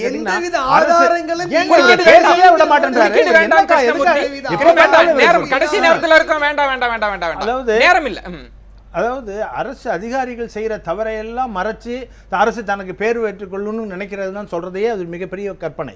என்னன்னு கேட்டிங்கன்னா அரசு அதிகாரிகள் மீது நிறைய நடவடிக்கை எடுத்துக்கிட்டு தான் இருக்காங்க. எவ்வளோ அப்படி ஒரு விஜிலன்ஸ் டிபார்ட்மெண்ட்டுன்னே ஒன்று தனியாக இயங்கிட்டு இருக்கு. எவ்வளவோ அரசு அதிகாரிகளை சஸ்பெண்ட் பண்ணுறாங்க, டிஸ்மிஸ் பண்ணுறாங்க, டிசிப்ளின் ஆக்ஷன் எடுத்துக்கிட்டு இருக்காங்க. நான் வந்த இடத்துக்கே வந்துடுறேன்.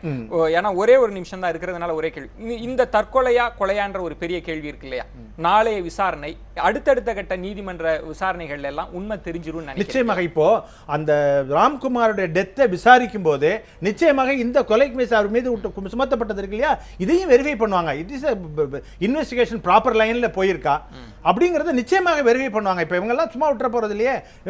Advocates they are going to file petition in the court, high court. அப்படிங்கும்போது they will call for the CD file. நிச்சயமாக அந்த சிடி ஃபைலை கேட்பாங்க. இதில் இவர் என்னென்ன ஆதாரத்தை கொடுங்க அதெல்லாம் வெரிஃபை பண்ணி இவர் வந்து உண்மையான காரணத்துக்காக தான் இவர் சிறையில் வைக்கப்பட்டிருந்திருக்கிறார், இவர் மீது போதிய ஆதாரங்கள் இருந்து சார்ஜ் அபேட்ஸ் ஆக போகுது, அது வேற விஷயம். ஏன்னா இவர் தற்கொலையை பத்தி போகும்போது இது வந்து நாளைக்கு போஸ்ட்மார்ட்டம் டீம் ஆஃப் டாக்டர்ஸ் தான் பண்ணுவாங்க, வீடியோகிராஃப் பண்ண போறாங்க.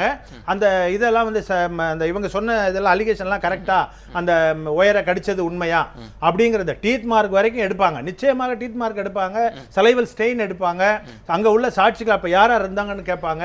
அந்த எலக்ட்ரீஷியன் அங்க உள்ள எலக்ட்ரீஷியனை விசாரிப்பாங்க, இந்த மாதிரி ஒயர் இப்படி ஓப்பனா இருந்தது உண்மையா அப்படின்னு சொல்லி. அந்த மாதிரி இருந்தா ஷாக். அப்புறம் எல்லாத்தையுமே காமெடியா பேசிட்டு இருக்கீங்க. என்ன காமெடி? என்ன காமெடி? என்ன காமெடி? காமெடி தான். என்ன காமெடி? எலக்ட்ரிஷியன் விசாரிப்பாங்க சொல்றீங்களா? ஆமா விசாரிப்பாங்க. சிறை நான் சொல்ற வெளிப்படையா நான் இதெல்லாம் விசாரிக்கிறது. விசாரணைனா விசாரணை. நான் சொல்றேன் இவ்வளவு கஸ்டடியல் டெத்ல எவ்வளவு தண்டனை வாங்கி கொடுத்துருக்காங்க நான் கேக்குறேன். நான் ஏன் வாங்கல?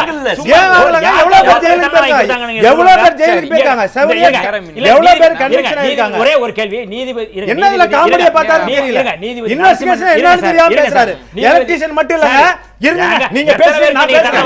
எலக்ட்ரிஷியன் மட்டும் இல்ல, கொஞ்சம் இருக்க சொல்லுங்க, கொஞ்சம் அமைதி. எலக்ட்ரிஷியன் மட்டும் இல்ல, எலக்ட்ரிஷியன் மட்டும் இல்லங்க, எலக்ட்ரிஷியன் அந்த கரண்டோட கிராவிட்டி அந்த இது ஸ்ட்ரெngth டெத்த காஸ் பண்ணுமாங்கற வரைக்கும் விசாரிப்பாங்க. விசாரணையும் இன்வெஸ்டிகேஷன் என்னன்னு பேசுறாங்க. ஒரே கேள்வி எழுப்பிடாதீங்க. கேள்வி இல்ல. அதாவது நரசிம்மன் அவருடைய நீதிபதி நரசிம்மனுடைய இதுல வந்து எப்படி வந்து வெளியில வந்து சிசிடிவி கேமரா வச்சு நடக்குமோ அதுபோல சிறைக்குள்ளேயும் வந்து சிசிடிவி கேமரா பொருத்தணும்னு சொல்லி அவர் வந்து பரிந்துரை செஞ்சாரு. சிறைத்துறை எப்பாவது வந்து அது வந்து சிறைக்குள்ள வந்து அந்த மாதிரி வந்து ஒவ்வொரு அறைக்குள்ளேயும் வந்து சிசிடிவி கேமரா பொருத்திருக்காங்களா? இது யார் கேள்வி எழுப்ப முடியும்? இந்த சிசிடிவி கேமரா இருந்துச்சுன்னா இந்த கேள்வி வராதுல்ல. நேரம் நீடிப்பு பண்ணியிருக்கோம், இன்னும் எங்களால நீடிக்க முடியாது. 4 பேருக்கும் என்னுடைய நெஞ்சம் நிறைந்த நன்றிகளை தெரிவித்துக் கொள்கிறேன். திரு கிருஷ்ணமூர்த்தி, ரோசி, உங்களுக்கும் என்னுடைய நன்றிகளை தெரிவித்துக் கொள்கிறேன். இந்த தலைப்பை உள்ளபடியே நம்ம எடுத்து விவாதிப்பது என்பது நிறைய மர்மங்கள் இருக்கு, நிறைய சந்தேகங்கள் இருக்கு.